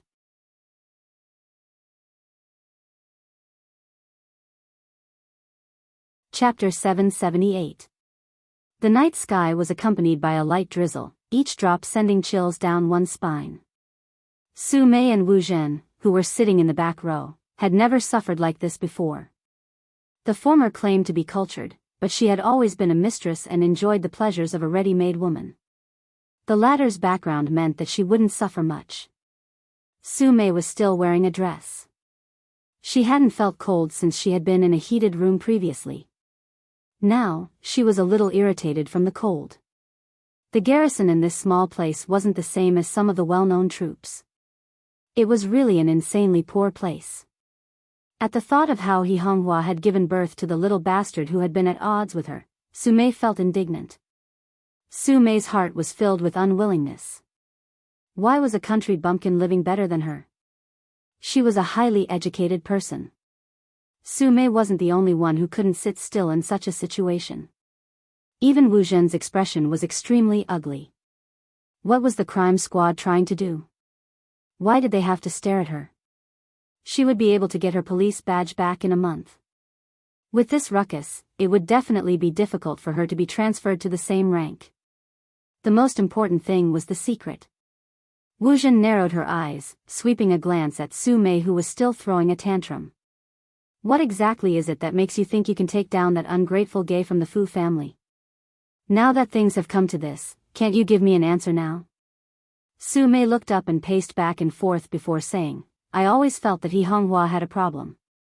At that time, she was still a shareholder of the Fu Corporation and had the right to enjoy a good environment for childbirth, but she just disappeared for 3 months and chose to give birth in a small county town. I was also pregnant at that time, only 5 months later than He Honghua, but in such a short time, she came back with a boy. If it weren't for that little country bumpkin, Fu Zhongyi would have left all his belongings to my son. It was all because Fu Zhongyi was blinded by his son and I was pregnant, so I couldn't give him any advice, so he gave me the cold shoulder at that time. Fortunately, that little country bumpkin didn't live up to his expectations, otherwise, I really wouldn't know how to get his attention back. At that time, I wanted to get someone to investigate, but later on, I hired a private detective. He said that when He Honghua gave birth, she found a friend of hers to help her deliver the baby in the county hospital. They even did some confidential work, but I couldn't find out who that friend was, but according to the nurse who accompanied her during the delivery, He Honghua. Su Mei looked up and paced back and forth before saying, I already felt that there was something wrong with He Honghua. At that time, she was still a shareholder of the Fu Corporation and had the right to enjoy a very good environment for childbirth, but she just disappeared for 3 months and chose to give birth in a small county town. Su Mei paused. It wasn't a boy, it was a girl. Upon hearing that, Wu Zhen suddenly lifted her lids, her pupils dilating. A girl? Are you sure? It was because the nurse wasn't sure. She said she vaguely remembered it was a girl, but later said she remembered wrongly. It should be a boy. Su Mei clenched her fists. That's why I wanted Miss Wu to come with me to look for He Honghua's birth information. She was just from a village, so she definitely didn't have the ability to falsify the information. Even if we could settle it with some money, the hospital's records are sealed and ordinary people wouldn't be able to see them. If Miss Wu didn't have the authority to investigate, this matter would be difficult. But now, it's all because of those stupid soldiers. Wu Zhen's expression changed. If He Honghua really had a girl, why did she raise him as a boy? Miss Wu probably doesn't understand. Miss Wu, you probably don't understand. If she didn't do that, she would have died of poverty. Fu Zhongyi is a nouveau riche after all. That's how the villagers think. The eldest son is the most important. Once they have a son, they won't think about getting a divorce. If Miss Wu saw how happy Fu Zhongyi was at that time, you would understand why He Honghua did that. If it were me, I would have done the same. Su Mei sneered. He Honghua, that country bumpkin, usually pretends to be careless and doesn't speak according to the situation, but I didn't expect her to be so scheming. She has been trapping me for almost 18 years. Once that little bumpkin comes of age, the entire Fu Corporation will be taken over by them. I was about to succeed, but who knew that the little bumpkin had secretly bought so many shares of the company? Now, not only has my brother been removed from the board of directors, even I can't go to the company, leaving only old Fu to deal with Yi Honghua and those stubborn old fogies who have no idea what's going on in their minds. They insist that they shouldn't do anything dishonorable for the sake of the kindness they have shown in the past. What's the point of being a company owner? It's fine as long as they can maximize their profits. I've already ground down those people who don't know what's good for them, but that little bumpkin just had to show up. I really didn't expect that he would come back from the ashes. Now, this is the only way to bring that little bumpkin down. If he's really a girl, he'll definitely be eliminated from the national contest because of his fake identity. At that time, not only will he not have a share in the company, but his fans will also join forces to scold him. After all, ever since that little bumpkin came out, there has been a lot of bad news about him. Wu Zhen understood everything Su Mei said. And if the gay was really a girl, Brother Mo wouldn't treat him the way he did now. At the end of the day, the gay could be so arrogant and stay by Brother Mo's side because he was a guy. Brother Mo wouldn't have his guard up against him. But at the same time, Brother Mo hated women's deceit, especially this person who used such a disguise to get close to him. The outcome was obvious. Wu Zhen couldn't wait to tell Qin Mo about it. Su Mei was still vexed. If only we had arrived a day earlier, we would have gotten the files. So what if we didn't get it? Wu Zhen's eyes dimmed. You should have told me earlier. That way, she would have had something to talk to Brother Mo about. Moreover, from the looks of it, Wu Zhen felt that there was a 50% chance that the gay was a girl. But she didn't know what kind of girl was so hateful. Especially her craftiness. And her usual behavior. She couldn't think of anything like that. However, there was one thing, even if there was none. She could create something for him. Su Mei knew that Wu Zhen wasn't happy. She didn't want to offend her, so she said gently, I really didn't know anyone would dare to go against the Wu family, so, go against the Wu family? Wu Zhen interrupted her with a smile. Just based on these people. Madam Su, you must have heard of my grandfather's connections. Just wait, I spoke to my grandfather long before we were sent here. He will think of a way to get you out with me. We will be back in Jiang City by tomorrow morning, just in time for the National League. When the time comes, she would tell Brother Mo. That gay's fate had come to an end. Su Mei heard Wu Zhen's words, her discomfort disappearing completely. Miss Wu is really thoughtful. As long as the Wu family's connections were there, what was there to be afraid of? At the same time, the soldier handed over the files he found to the Special Forces soldier. The Special Forces soldier remembered Qin Mo's instructions. After sending the files, he had to seal it immediately. He couldn't let anyone see the details of the files, including himself. Everyone retreat. The Special Forces soldier held on to the files, giving the order in a low voice. The soldiers had always been swift in their actions. When they came, they didn't leave any precautions. When they retreated, they didn't leave any clues. In the end, only the Special Forces soldier was left in the Hummer. He dialed the number he had called the most that day. Speak. One word was enough to let him know that at least it was convenient for his young master to call. I've found the things, I'll rush back now. I'll reach the city in about an hour. The Special Forces soldier started the car, asking in a low voice, where should I wait for young master? Qin Mo glanced out of the window. Come to the military courtyard, I'll take it personally. The Special Forces soldier paused. Head to the main house? Ever since that operation, he hadn't seen his young master again. After all, it had been a long time since his young master had been out. Qin Mo's gaze deepened. Something happened in Jiang City, gather the brothers and get to work. The Special Forces soldier's eyes lit up. Young master, what do you mean? F***CK. I've been waiting for this day for too long. Cut the crap, come first, I have a mission for you. With that, Qin Mo hung up. It could be said that it was a phone call. He seemed to be calculating the time. For instance, the youngster who was showering should be out soon. Bojo was indeed out, drying her hair with one hand and rubbing her eyes with the other. Brother Mo, you should change your shampoo to something milder. Chin Mo glanced at the youngster with messy hair. He placed his phone at the side and pulled her forward, narrowing his eyes. You didn't bring your eye drops? Who would bring that kind of thing to climb over the wall? Was he looking for a burden? Chin Mo couldn't care less about pretending to be sick. He stood up from the bed and said, "Wait here." "All right." The white towel hung down, covering half of the youngster's face. The faint smile on his face indicated that things weren't as simple as they seemed. Sure enough, after Chin Mo left, Huimian's expression changed. Bojo glanced towards the phone on the bedside table. She wanted to unlock it. Her hands were itching. It was because of little Huang's phone call. It was obvious that before this, the Almighty hadn't contacted the crime squad. That was the problem. If he wasn't from the crime squad, who exactly had the charm to make the Almighty send her messages and occasionally pick up her phone? She didn't bring her tools.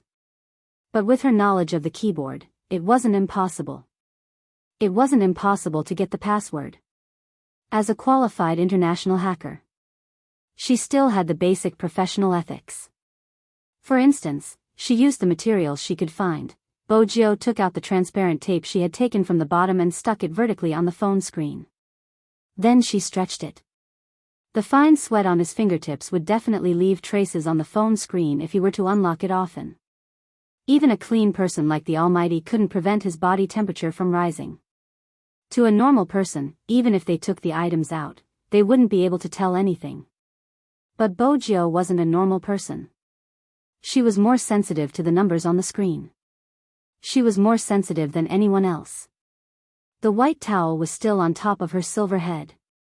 Her beautiful eyes narrowed as she identified the numbers one by one. Then, she pressed the button. 520999. The moment the phone screen lit up, the youngster paused. The youth paused, the tips of his ears turning red. The password. She didn't have time to think about anything else. Bojo glanced at the call history. As the young lord of the hacker world, Bojo would always have skills that normal hackers wouldn't train. Mental arithmetic, memory, and sensitivity to numbers. These were things she had learned since she was young. With a glance, even if she couldn't remember everything, she could still remember the general idea. She wanted to find something. But it was obvious that with the Almighty's style, he wouldn't leave any clues on his phone. There was only a string of numbers. Who exactly was he? The moment the thought entered her mind, her left ear twitched. There were approaching footsteps. Bojo slid her fingers, returning the phone screen to the main page. She pressed the white towel on her head with the other hand, sitting on the bed in a carefree manner. Chin Mo walked in, glancing at the youngster. He reached out and pinched her chin, ordering calmly, "Raise your head." Bojo was obedient since she had just done something bad. She raised her head carefully, smiling at the Almighty, the type that thought she was handsome. But the Almighty didn't know what was good for him. His beautiful brows arched. "What did you do? Why are you trying to please me?" "Bojo, it seems like you really did something." Chin Mo watched her reaction, sweeping a glance towards the bedside table. The position of the phone. "It wasn't like this when I went out. It seems like wall-climbing students like to go through other people's things. In that case, you should know the password, 5209. When Bojo heard the password, she coughed instinctively, feeling as though she was choking. Chin Mo continued to pinch the youngster's chin, tilting it upwards. He was nonchalant, his handsome face inching closer, his breath hitting her face. "Honestly, are you trying to decipher all the password-protected items in the room because you want to hear my confession?" Bojo. The Almighty's ability to backstab her. "I clearly returned it," Bojo muttered. She really couldn't tell which part of the phone had moved. MMH. Chin Mo turned, his fair fingers pointing. It's about a centimeter away. Bojo. That little distance. You wall-climbing students won't be able to tell. Chin Mo didn't forget to attack her. After all, it's the difference in distance and to a certain extent, it has to do with physics. Bojo was completely listless. Chin Mo was still sizing the youngster up, chatting casually. How did you decipher the password? Bojo had lost all hope in life. When the eye drops landed on her eyeballs, she felt a stinging pain. She raised her hand and pointed at the tools in the bin. Don't blink. Chin Mo fixed the youngster's face, not forgetting to sweep a glance over. Tape. That's a smart idea, there are deep and light marks on the phone screen, perfect for deciphering the password. Did you cheat Madame Zhang? If Madame Zhang finds out about your persona, she won't be able to eat you tomorrow. One of Bojo's eyes was shut, leaving the other one. Her cheeks were puffed up, looking like a pretty youngster. My handsome persona is enough, everything else is meaningless. I didn't lie to Madame Zhang, I stole it. Chin Mo chuckled. Does stealing give you a sense of accomplishment? No. Bojo touched her pocket, reaching out to place a crumpled 10 yuan in Chin Mo's hand. I'll buy it at the original price. Chin Mo arched a brow. It's only 10 yuan, it's not even enough to buy a candy. She shouldn't be discussing the common people's money values with the Almighty. 10 yuan was enough to buy a few lollipops. The last drop of eye drops fell into her eye socket. Her vision was plunged into darkness. All that was left was the man's pleasant voice. Don't open your eyes, close them for a while, I'm going to shower. Bojo was lying on her side. Princess had wanted to sneak an attack on her since he wouldn't be able to live up to his name if he didn't take revenge for being needed. Who knew that the moment she walked into the room, the youngster would scoop her up and carry her in his arms. Meow. This youngster was so cruel, how did Master tolerate him? Princess's body was soft, furry and soft. Moreover, there was eye drops in her eyes. The tip of her nose was filled with a familiar scent. MMH. The Almighty's scent. The Almighty didn't seem to care that she was peeking at his privacy. Her puppy was still so nice to her. The youngster's silver hair fell from her ears, covering her beautiful eyes. Even the hand that was hugging Princess had unknowingly loosened its grip, lowering slowly. His breathing became calm. When Chin Mo walked out while drying his hair, this was the scene he saw. His deep gaze dimmed. He walked over, reaching out to caress the face that had sunk into the pillow. The phone screen beside him lit up. Chin Mo stood up, glancing at the caller ID. He walked out of the room before picking up the call. Young master, I'm here. With that, the Special Forces soldier turned the Hummer's headlights into double flashes. Chin Mo glanced up. Don't make any noise, I'm going out. The Special Forces soldier was confused. Why was young master so cautious even in the same family? Besides, didn't young master dislike the rain? Why did he come out? Just as he was thinking about this, Chin Mo walked out in his pajamas. Chin Mo walked out in his pajamas. The pure white cotton home clothes matched with the black umbrella in his hand. There was also the 4 patch on the back of his hand. The Special Forces soldier was stunned by his boss's get-up. What was young master doing? Was he pretending to be a sick rich young master? Chin Mo didn't waste his breath, pulling the car door open and entering. File. The Special Forces soldier handed the file over. It's sealed, no one has seen it before. Chin Mo took it. He didn't say a word, his long slender fingers flicking through the file. It was a detailed report of the pregnant woman, her name and age included. It was obviously He Honghua when she was young. Chin Mo's indifferent gaze swept downwards. Suddenly, that pair of eyes, which had always been calm, actually shook violently.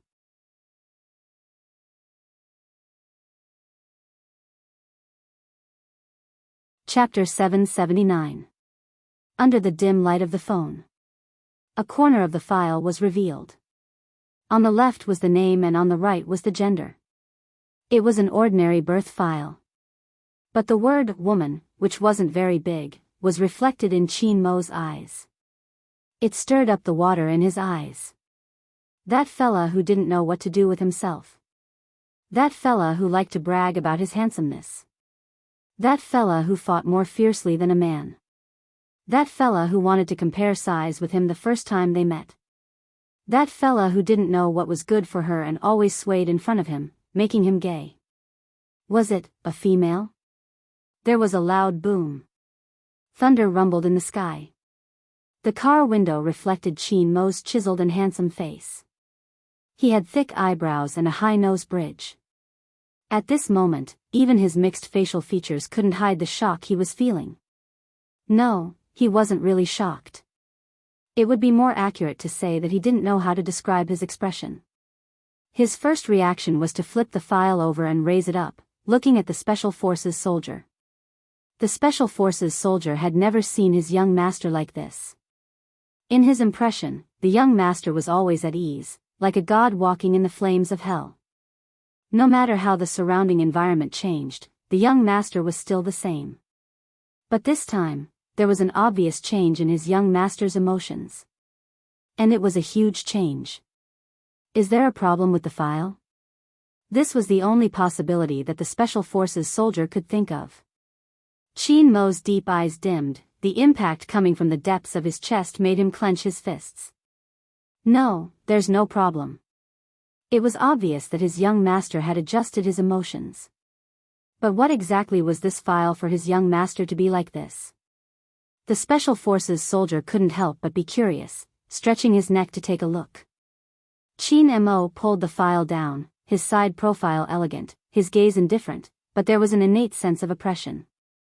The Special Forces soldier froze, retracting his neck immediately. He was afraid that his young master would break it if he was unhappy. Apart from me, who else has seen this file? Chin Mo's low voice mixed with the dripping rain, giving off a different feeling. The Special Forces soldier sat up straight. Sir, according to the requirements of the mission, it's all confidential. Other than young master, no one else has seen it. Chin Mo was obviously distracted, but he tried his best to maintain his basic thinking. His long fingers slid over a word in the document, and his gaze deepened. Pass down the order. Don't let anyone know that someone investigated He Honghua's birth details. Go and make a new file according to the hospital specifications and put it back. Make another one and put it back. The Special Forces soldier turned the steering wheel. But I haven't seen the one in young master's hand, and I don't know what's in it. Chin Mo lifted his lids, replying slowly, do I have to teach you how to forge now? Hey. The Special Forces soldier chuckled. I know how to fake it. The main thing is what effect young master wants to achieve. Chin Mo folded the document, his voice calm. There's no need for any effects, just fill in the gender column as male. So simple. The Special Forces soldier was dumbfounded. What kind of forgery was this? The young master came down personally just to instruct him on such a trivial matter? The famous Special Forces soldier felt like he was just a logistician.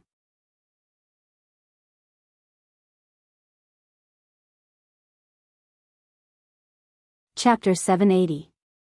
The soldier's eyes lit up when he heard the last part. He was finally energized. It seems like you're really going to make a comeback. Chin Mo didn't speak. His eyes were still on the paper in his hands as though he was confirming something. The soldier wanted to say something but Chin Mo had already pushed the car door open and walked out. He held a pure black umbrella over his head and the rain poured down. No one could see Chin Mo's expression under the umbrella. The paper crumpled in his palm bit by bit. Under his black hair were eyes as deep as the sea. Until now, the unusual throbbing in his chest hadn't calmed down. Even his breathing was filled with white air. Madame Zhang saw her young master standing outside. She hurriedly put on her jacket and wanted to rush out. But before she could move, Chin Mo had already walked in. Chin Mo had already walked in, the closed umbrella dripping with water. Whether it was his shoulders or his black hair, there were still traces of moisture. At first, Madame Zhang thought it was because of the rain. That was why young master was in a bad mood. But after a closer look, she didn't see anything bad. Because she could vaguely see the corners of his lips lifting. There was an indescribable ruthlessness and playfulness. He looked as though he was going to teach someone a lesson. But he wasn't really angry. Instead, he chuckled. When his black hair fell down, he looked unusually handsome. Madame Zhang was confused. Why was she getting more and more confused about young master's thoughts? Was there something good? Or was there something bad? Qin Mo didn't go upstairs immediately. Instead, he took the lighter from the coffee table. He tilted his head and lit a cigarette. The feeling of abstinence grew stronger as the smoke lingered. But after he lit the cigarette, he didn't smoke it. Instead, he pressed the burning long and thin cigarette against the file. Qin Mo was different from any other time. The aura of a warlord's young master was revealed. There were armed soldiers stationed in the courtyard. Qin Mo's home attire didn't seem out of place at all. His indifference didn't hide his dominance. Perhaps only the Qin family could do this. In the flames, before the cigarette was finished, the file had already burned to ashes. Madame Zhang watched from the side without saying a word. In such a family, everyone knew that the burning of some letters couldn't be questioned. Qin Mo held the cigarette with one hand. His posture was indescribably elegant. But his thoughts weren't elegant at all. He should have taken that guy long ago. He reached out and put out the cigarette in the ashtray. Qin Mo stood up and walked upstairs. He walked very slowly. But with every step he took, his eyes would darken a little. Until the youth's sleeping face appeared in his line of sight, some emotions erupted like a volcano in his eyes. Deep in her dreams, she hadn't realized the situation she was in.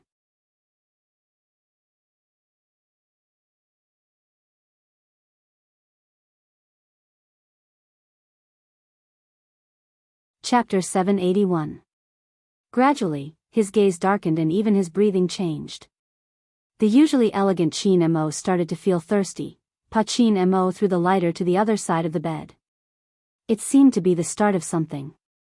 The evil fire in his body surged towards Qin Mo, almost engulfing him. He wanted a more intense kiss, wanted to get closer and even wanted to tear the person in front of him into pieces.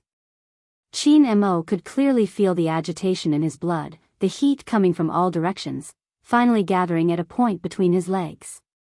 Qin Mo walked towards the youngster, reaching out to tug his collar open, as though he couldn't suppress the desire anymore. His fingers caressed her waist and moved upwards. He was probably making a final confirmation. To confirm if she was really a girl. His fingers obviously touched the restraint. Qin Mo's gaze sharpened. He pulled out the cloth and sighed. Bo Jiao rubbed her head against the pillow, her voice cold and slightly hoarse. It floated in the air, causing the atmosphere to become extremely ambiguous and bewildering. Qin Mo looked at the person in his arms. His eyes, which were as dark as ink, were tainted with a deep darkness. How could he have believed that this was a fake back then? His fingers moved upwards with that strength. It was very light, so light that it couldn't wake the person in deep sleep, but it carried an electric sensation. Qin Mo felt the indescribable smoothness of his fingertips, his breath getting hotter, inch by inch hitting the ear with the black diamond. His eyes watched the youngster's face, he couldn't help but kiss the smooth spot through the pajamas. The youngster's behavior was easy to lose control. Her pajamas were rolled up from the bottom to the top, revealing a pair of semicircles vaguely visible above her tight and fair abdomen. Qin Mo's gaze darkened, his fingers digging in, a certain spot was frighteningly hot. It was impossible for a person in deep sleep to not feel anything. But his eyelids were very heavy. Bo Jiao felt her entire body go soft, but she couldn't tell what was different. When the numbing current rose from her tailbone, she couldn't help but frown. But her body was indeed honest. A girl at this age was like a budding flower, waiting to be plucked. Hence, every part of her body was very sensitive. Bojo moved her legs uncontrollably. She wasn't sure what she was rubbing. But this action was undoubtedly seduction in Chin Mo's eyes. You want it? It was a low word, because he knew the person in his arms wouldn't wake up. That feeling made him want to ignore everything else and just have her. But, compared to a certain someone who was half asleep, he preferred to see someone voluntarily sit on his waist. Especially when she begged him with her raspy voice, saying that she couldn't take it anymore. Chin Mo's throat tightened. His fingers slid downwards, locking onto her thighs. Through the not-so-thick pajama pants, the youngster who wanted to rub against him felt his scalding heat. Just like that, he rubbed against her inch by inch. He didn't know how long it had been before he pulled away and entered the bathroom with a dark look in his eyes. This time, he didn't even remove his pajamas. The cold water splashed on his head, but no matter how hard he tried, it couldn't extinguish the swelling because of a certain someone. He couldn't recall the scene he had seen just now. That annoying look of hers, her pajamas rolled up from her waist, revealing her fair skin, messy hair, slightly opened lips, and furrowed brows. That expression only made him want to destroy her even more. The only flaw was that her eyes were closed. If she were to open her eyes, she would be looking at how hard he was going to take her. Her eyes, which had always been clear and distinct, would definitely widen and be filled with seductive tears.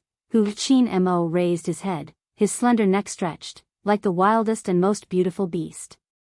He recalled the expression the youngster had when she had helped him, his hands moving faster. The water from the shower flowed down, outlining the perfect lines of the man's back. Every part of him was filled with strength. Just like that, Chin Mo leaned against the bathroom wall, allowing the water to diffuse into the air. He waited for the water to heat up. When the water turned hot, his entire body was already drenched. He reached out to press the hair on his forehead that had fallen along with the water. His eyes were deep and captivating. There was a type of person who could exude a fatal sexiness when they were so handsome that they were self-deprecating. Without a doubt, Chin Mo was that type of person. But the heat took too long to subside. When he came out again, it was already half an hour later. He walked towards the youngster again. He reached out and restored everything to its original state, including the youngster's pajamas and buttons. Chin Mo's restoration ability was stronger than anyone else's. It could almost be said to be exactly the same. Poor Bojo. She didn't know that for a whole 20 minutes, Chin Mo had been trying the dessert in front of him. Which meant that Chin Mo didn't intend to expose this secret. Not only did he not expose it, all the decisions he made were to help the youngster continue to keep this a secret. He had made up his mind to turn gay. Who would have thought that the person who turned him gay was a woman? Since a certain someone liked to play hide and seek with him. Then he would play with her properly. But this time, his trump card was in his hands. Chin Mo lifted the corners of his lips, full of evil intentions. Bojo didn't know that so much had happened after hugging Princess to sleep. She even flipped over. Chin Mo arched a brow, as though he had thought of something. He took out his phone and took a photo of the sleeping youngster. In the end, he felt that it wasn't a good photo. Because the collarbone was exposed. He reached out and covered the blanket. Next, he lay on it, raised his phone high, and pressed the photo button. After the photo was taken, he logged into his official Weibo and posted a few words. Such a dessert, I really want to eat it all. In an instant, there was an uproar. Almighty Chin actually sent a message in the middle of the night. This isn't normal. *CK, this sleeping photo, I'm drooling. It's so gay. No, I remember that the tour for the National League hasn't started yet. Why is Almighty Chin and Little Spade in the same room? The person above is so stupid. The Almighty sent this photo to say that even if he isn't participating in the competition, he can still sleep with Big Spade. This is daily life. A daily public display of affection. Declaring sovereignty. Their relationship is so good in private. Am I the only one who cares what the dessert is? There isn't any dessert in this photo.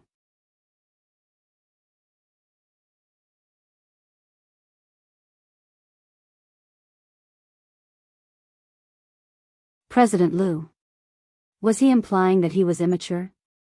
Damn it, he loved his daughter so much that he couldn't even get her an autograph. Dad, tell Uncle Feng that there's no need. Boss Liu smiled bitterly. Brother Feng, you heard it. Feng Yi. I only heard her call him uncle. How am I an uncle? I'm so young. I heard you. Feng Yi wasn't very willing to say these 3 words.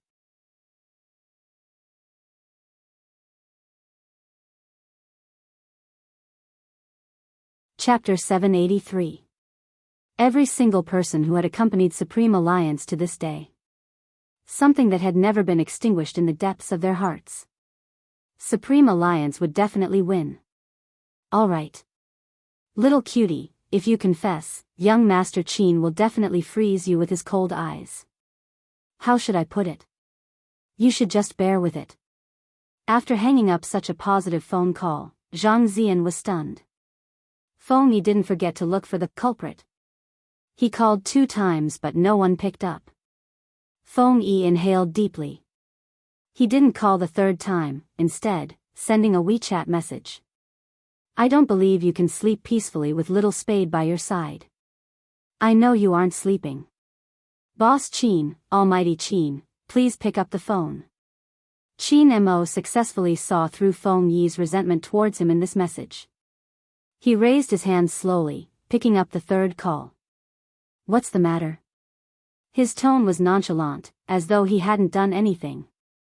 It isn't appropriate for you to send such a photo with such a caption. It isn't acceptable in the country, Feng Yi reminded him. Qin Mo asked, if you can't stand it, will you go crazy when I tell everyone that she really belongs to me? Feng Yi inhaled deeply.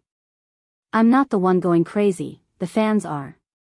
Boss Qin, Almighty Qin, even if you want to cause trouble, you have to take it easy. And what did he mean by she really belongs to me? Feng Yi felt the need to remind him again. Little Spade isn't of age yet. Don't worry, I won't do anything to her for now. I'm hanging up. Feng Yi glanced at the screen. Do? Did Boss Qin use the word do just now? Why did Little Spade seem even more dangerous after hearing it? Qin Mo did have the intention to do that to the person in front of him. But it wasn't perfect. She hadn't even taken the initiative to sit on his waist. How could it be perfect? Qin Mo reached out, his fingers sliding over the youngster's wrist. Then he held onto it, his lips curving upwards. He purposely lowered the temperature of the heater. It was cold on a rainy day and humans had an innate need for warmth. After a short while, Bojiu leaned over, automatically searching for a source of warmth. Qin Mo reached out his other hand and placed it on the other side of the youngster's head. He closed his eyes in an absolutely possessive position. Sooner or later, he would deal with this fellow. Bojiu didn't know anything but her body's memory was still there. Hence, when she woke up the next morning, her ears were red. He glanced at the Almighty, who was sleeping beside him, and jumped off the bed. After entering the bathroom, the first thing he did was to wash his face. Then, he checked his pajamas. Other than being a little messy, everything else was normal. Then why did she have such a dream? Bojiu looked at her own face in the mirror and flicked the stray silver hair that was stuck to her ear. It was the kind of numbness that rose from his tailbone when he was half asleep and half awake. She felt that the Almighty had touched her somewhere. Bojiu frowned. Or had she been dreaming? Had she automatically seen the Almighty's face? It was just a feeling. Have this dream. Bojiu's face heated up. She poured herself some cold water and placed both hands on the basin. That action was very handsome. Some men wouldn't be able to do it, but the youngster was the one who did it. It made her look tough. Qin Mo leaned against the bathroom door, his thin lips curved into a faint smile. Then he walked over slowly. Bojiu stilled. It was probably because the person in her dream had become the Almighty. Now that she saw that handsome and elegant face, she felt a chill run down her spine.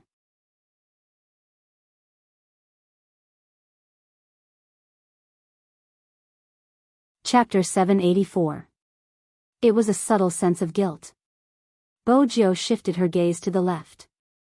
But she never would have thought that the Almighty's first action after waking up would be to take off her pants. Brother Amo? Bojo arched a brow. She took a swift step back, her movements beautiful. Chin Amo stuffed a hand into his pocket, his side profile perfect, his voice faint. Why are you reacting so strongly? Didn't you pee in the morning? What did he mean by throwing the match? Every man understood. Bojo understood as well. The last thing she should have done was to say, good brothers should throw the game together, during their first gay meetup with the Almighty. Back then, Bojo hadn't expected the Almighty to use such a rule on her. He had used it every single time. I've already done it. Brother Amo, you can pee yourself, I'll head down to see what Madame Zhang has prepared.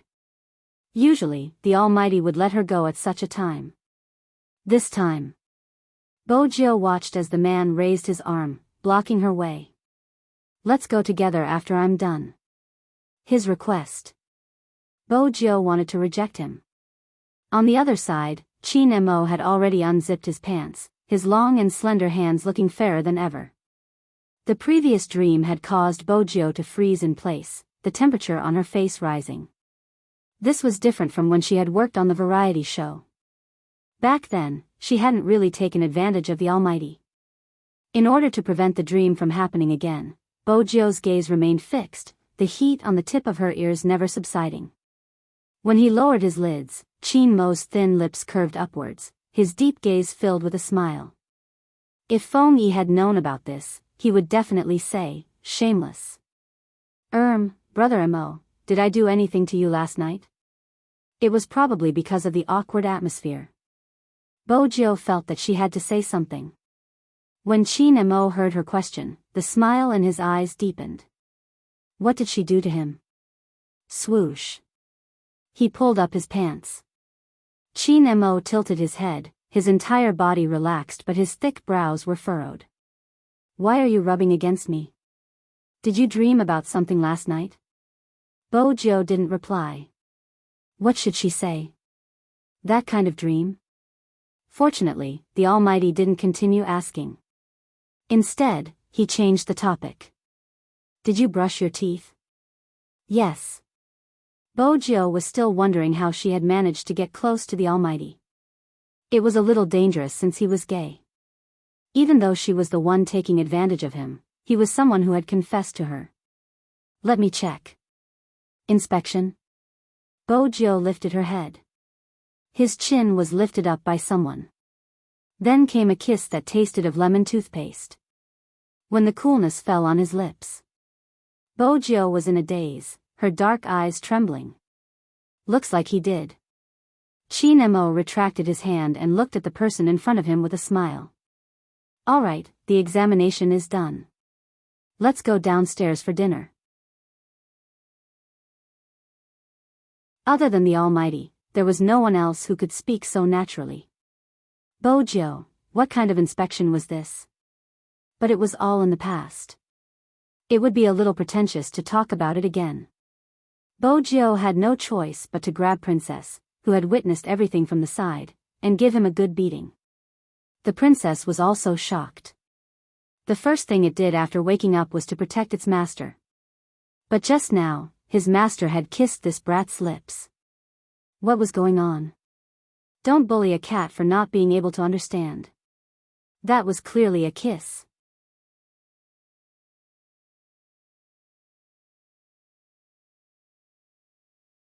Chapter 785. Madame Zhang had been tiptoeing ever since she had finished preparing breakfast, glancing towards the second floor. Her young master's reaction yesterday had been too strange. She was afraid something might have happened. But when she saw Chin Mo in his pure black uniform, walking down with a bag in one hand, Madame Zhang felt that she was overthinking. Her young master hadn't been in such a good mood in a long time. Even when he was eating his porridge, he seemed to have thought of something, lifting his lips.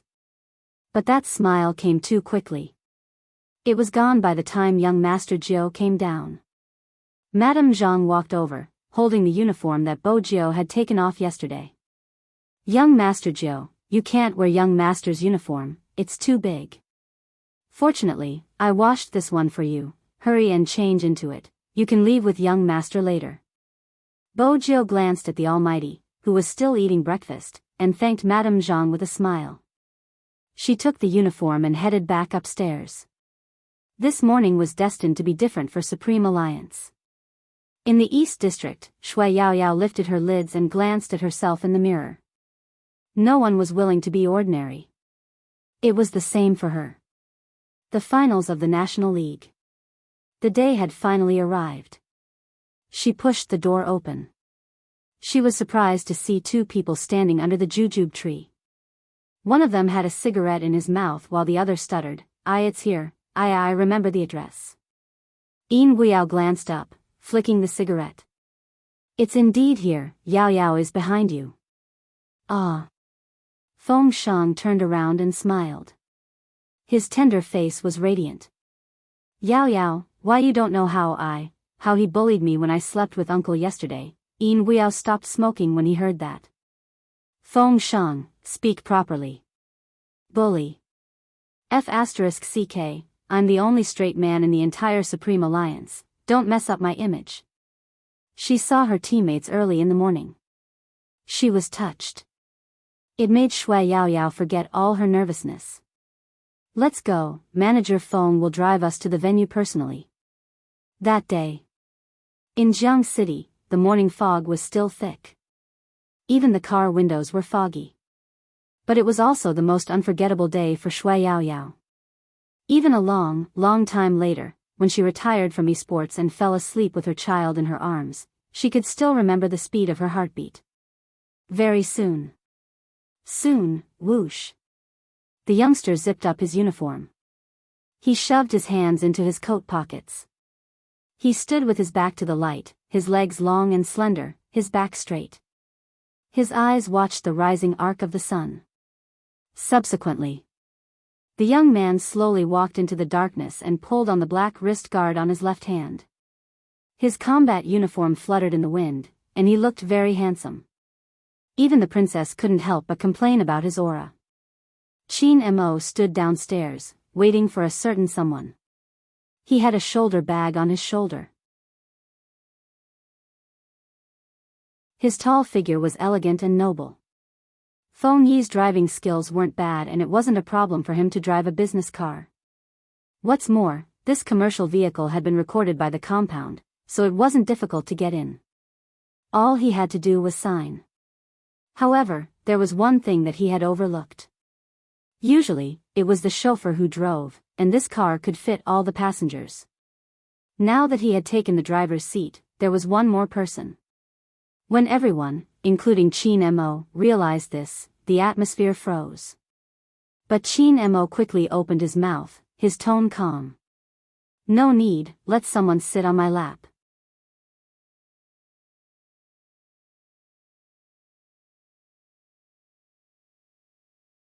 Chapter 786.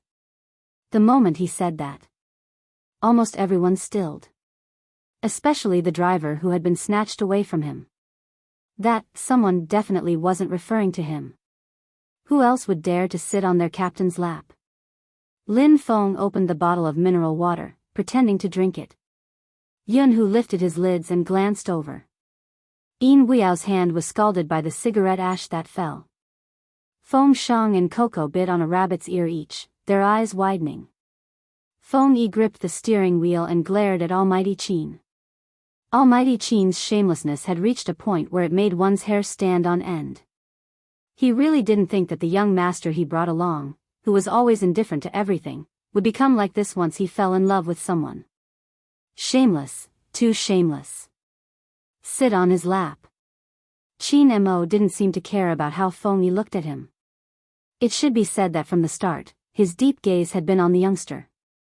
His expression was cold, as though saying, what are you waiting for? Hurry up and take a seat.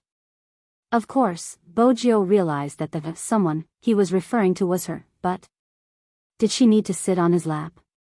The driver hurriedly said, Boss Chin, I'll just alight. Chin Mo swept the driver a glance. If you leave, who's going to park the car? Are you going to let the vice president of a club park the car? Feng Yi is already accompanying others in the industry. If he's going to be a parking boy, how is the Chin group going to maintain its image? Feng Yi. Wait a minute, explain yourself. What do you mean by accompanying others in the industry? How could a popular manager like him be described in such a manner? Almighty Chin, just say that you want Little Spade to sit on your lap. Why are you insulting me? However, Old Fox Feng was still Old Fox Feng. He completely understood what his boss was thinking, and he would go along with it. After all, there was a tough battle to be fought in a while. If he made young Master Chin happy, he might even smile during the game's live stream and increase the number of online viewers. Hence, Foxy Feng lifted his thin lips. Little Spade, let's squeeze. Fortunately, the first match is in Jiang City, it won't take long. Hurry up and get on. Bojio glanced at the other 3 cars in the Chin family's house. One was a limited edition sports car, one was a military Land Rover, and one was a normal sedan. Before Bojio could finish her sentence, Chin Mo reached out and pulled her into the car. The Almighty's side profile was still so handsome and elegant that she couldn't bear to sully it. Aren't you going to sit down? Are you going to take responsibility if I'm late? It was not a big deal to sit down. After all, there was a lot of space in the MPV. However, all the members of the team still had expressions that said, I'm looking at the sky, not you guys. Bojio felt herself being pressed against his long legs, the Almighty's enviable hand around her waist and his expression that threatened to throw her out of the car window if she said another word. From this angle, the Almighty was still handsome and inviolable. She was probably thinking too much. In other words, she had taken advantage of the Almighty and sat on his thighs. It was just that he had never tried such a close distance.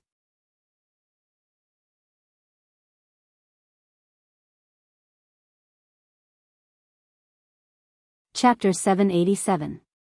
His body structure was different from hers.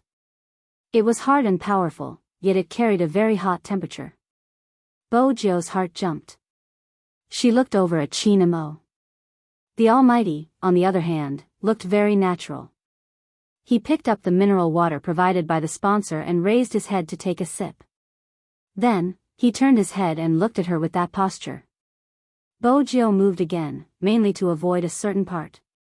After all, no matter how carefree one was, one's ears would turn red when faced with such a situation. Bojio felt that it wasn't safe for her to take advantage of him, so she wouldn't do it again. Half of the Almighty's body was still leaning against the car door. After noticing her movements, he narrowed his eyes and looked at her for a moment. He removed the bottle from his lips, twisted the cap, and raised his dark eyes. Taking advantage of the sound of the car engine, he lowered his voice and whispered in her ear, "Aren't you afraid that I'll react if you move around like that?" Rumble. The car started, rubbing against the ground and rolling through a wave of heat. Other than Bojio, no one heard the Almighty's words. After all, it would take them some time to digest the fact that Little Spade was sitting on Chin Mo. Not to mention listening to anything. Plus, the car itself had sound. Hence, only Bojio heard it. At that moment, his movement seemed to have stopped. Chin Mo lifted his thin lips. "Do you want some water?" Bojio shook her head, narrowing her eyes. Was the Almighty taking advantage of her? Originally, he wanted to change seats or something. Everyone knew that the Almighty was shameless because he was good at attacking people's hearts. "I brought your candy in my pocket. Take it yourself. It's more convenient for you to be in this position." As soon as he heard there was sugar, Bojio felt that she should put the other questions aside. She moved her left hand and reached into his jacket pocket. There were indeed 2 candies, chocolate-flavored. She didn't stand on ceremony. She took one and put it in her mouth. Since he had to sit here regardless of whether he ate the candy or not, he might as well grab a candy first. However, the Almighty's breath was coming from the top left of his head. She didn't know what to do. Especially since he would look at her every time she moved, and their legs were pressed against each other. Well, it was true that some good brothers would often sit together like this. Especially when there was not enough space in the car. It was normal for everyone to squeeze like this. But Bojio had never expected herself to be the party involved. In particular, Manager Feng's driving skills were really not that good. Even though he didn't drink alcohol, he acted like he had drunk alcohol. He always liked to slam on the brakes. Once she braked, the Almighty had to stabilize her waist so that she wouldn't hit her forehead. But in that case, the two of them would be very close to each other. Coupled with the untimely impact, it was too late. Bojio turned towards the Almighty subconsciously. She saw that he was looking at her, so close that when their eyes met, she could even see the light in those dark eyes shattering. Very beautiful. The Almighty was indeed the type of person who was most suited to stand under the sun. Moreover, today was indeed unusual. The finals of the National League must have made the Almighty very happy, right? Bojio remembered that when she had been young, she had held a tortoise for him to see. Her pet had been like this too. As he washed her hands, he lectured her, telling her not to touch anything with bacteria in the future. In the end, with bright eyes, he prepared a small jar for raising tortoises for her and fed the tortoise with her every day. How should he put it? His mouth said no, but his body was very honest.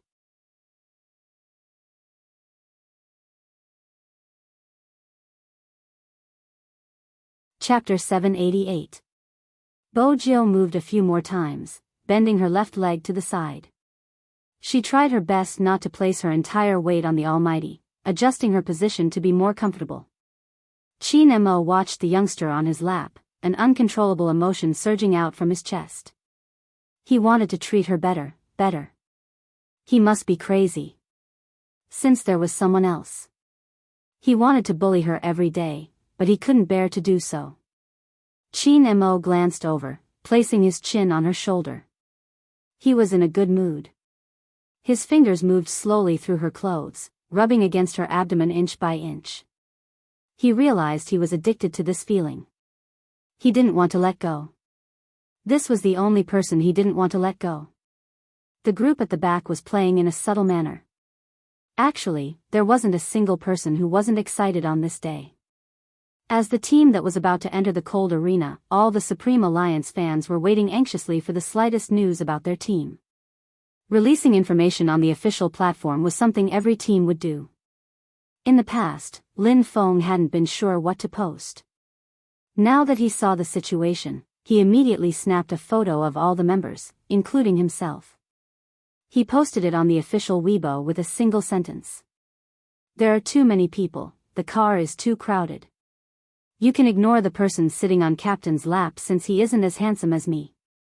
Bojio didn't show her face in the photo, it was a normal sitting posture. Boys would usually cause a ruckus when they were together, especially those that liked to play games or exercise. It was common for high school students to cause a ruckus. But, Almighty Qin wasn't a high school student. When had Almighty Qin ever been so approachable? And now, he was letting Big Spade sit on his lap. The fans on the official Weibo were going crazy when they saw the photo. The entire country is going to be cold. I thought the Supreme Alliance members would be nervous, but they are still sending candy and torturing us single dogs. I'm relieved. The Almighty doesn't know what it means to be nervous. Almighty Lin, when you were talking about Big Spade, did you notice the hand you placed on Almighty Yun's shoulder? Pink, the screen is filled with pink. I don't want to say anything else. Run 3 rounds downstairs. I won't run. I'll stay outside the venue and wait to see the real person. Before the start of Ju Han, the discussion was already very heated. When a photo like this was posted online, it made countless people's hearts beat even faster. Many years later, when some people, who had grown up from school, put down their work and accidentally saw this photo, they would be shocked. He would always smile subconsciously, thinking of that reckless and flamboyant youth. That was the youngest member of their favorite team. As for the Supreme Alliance, they were thinking back to the time when the Supreme Alliance had been defeated, the unwillingness that tore at their chests and the helplessness they felt when their screens turned gray. They were thinking, this day has finally come. When all the members stood at the entrance of the esports arena, no one could deny that the scene was so cool that it made people numb from head to toe. Everyone wore the same uniform, the same shoulder bag, and the team emblem flying on their backs. Everyone's posture was different. A total of 11 esports players were all geared up and ready to go. Who said that older people couldn't be professional players? Who said that ordinary girls didn't have the right to dream? Bo Jiao, Qin Mo, Yun Hu, Lin Feng, Yin Wuyao, Shui Yaoyao, Feng Shang, this group of people was here. The intensity of the fans' reaction could only be experienced by those who were close to the scene. Everyone was cheering, wishing that they could use all the strength they had. Many people understood why they liked this group of people so much. One fan's answer was simple and direct. Because they taught me what it means to move forward bravely. As many as 10 media outlets jointly reported, all the cameras were in the final adjustments. In order to record this opening, the most advanced high-definition camera and the adjustment of the live broadcast platform were brought in. What kind of sparks would be created when the dimension hit a wall? Everyone was looking forward to it. Perhaps only those who like to play games would have such a feeling. Just looking at that person made him feel like his blood was about to boil. However, there was one person who couldn't bear to see such a scene. That person wasn't anyone else, it was Wu Zhen, who rushed back to Jiang City overnight. She watched the scene, her fingers clenched. Even Su Mei, who was beside her, could feel the venom overflowing from those eyes. Su Mei didn't know what she was thinking.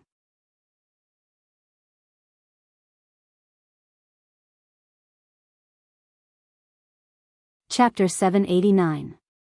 Yes, ever since you mentioned it, I've been keeping this group. I've even promoted it on Tiaba, using Spade Z's daily life to attract people into the group. It's been very effective. How are they doing now? Wu Zhen glanced at the extremely popular Supreme Alliance members not far away. A faint voice came from the other side of the phone. Everything is fine. After all, when you created the group, you said that it was Spade Z's fan club. As long as those people saw that it was a fan club for Spade Z, they would join us. But that was just the beginning. In the past, they really liked Spade Z, but now, my position in their hearts is higher than Spade Z's. I chat with them, talk to them, and use Spade Z to organize them to write some fanfiction. They are happy writing it, and they don't want to offend anyone.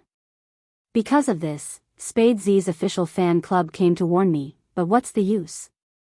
I told the people in the group that since everyone likes Spade Z, it doesn't matter what kind of love it is. It's the official fan club that thinks too highly of themselves. They don't doubt me and feel wronged.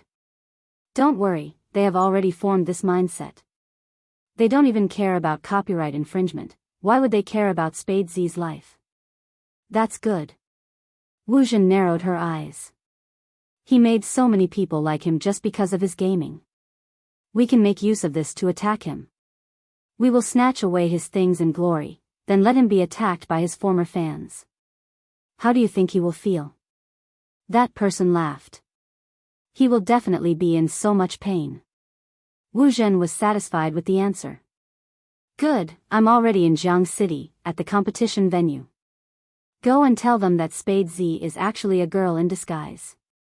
I'll also say a few words in the group and let them cause a ruckus. That person paused. If I say that, will Supreme Alliance, what are you afraid of? It will take some time for them to investigate you over the internet. When they really find you, don't you still have me to help you?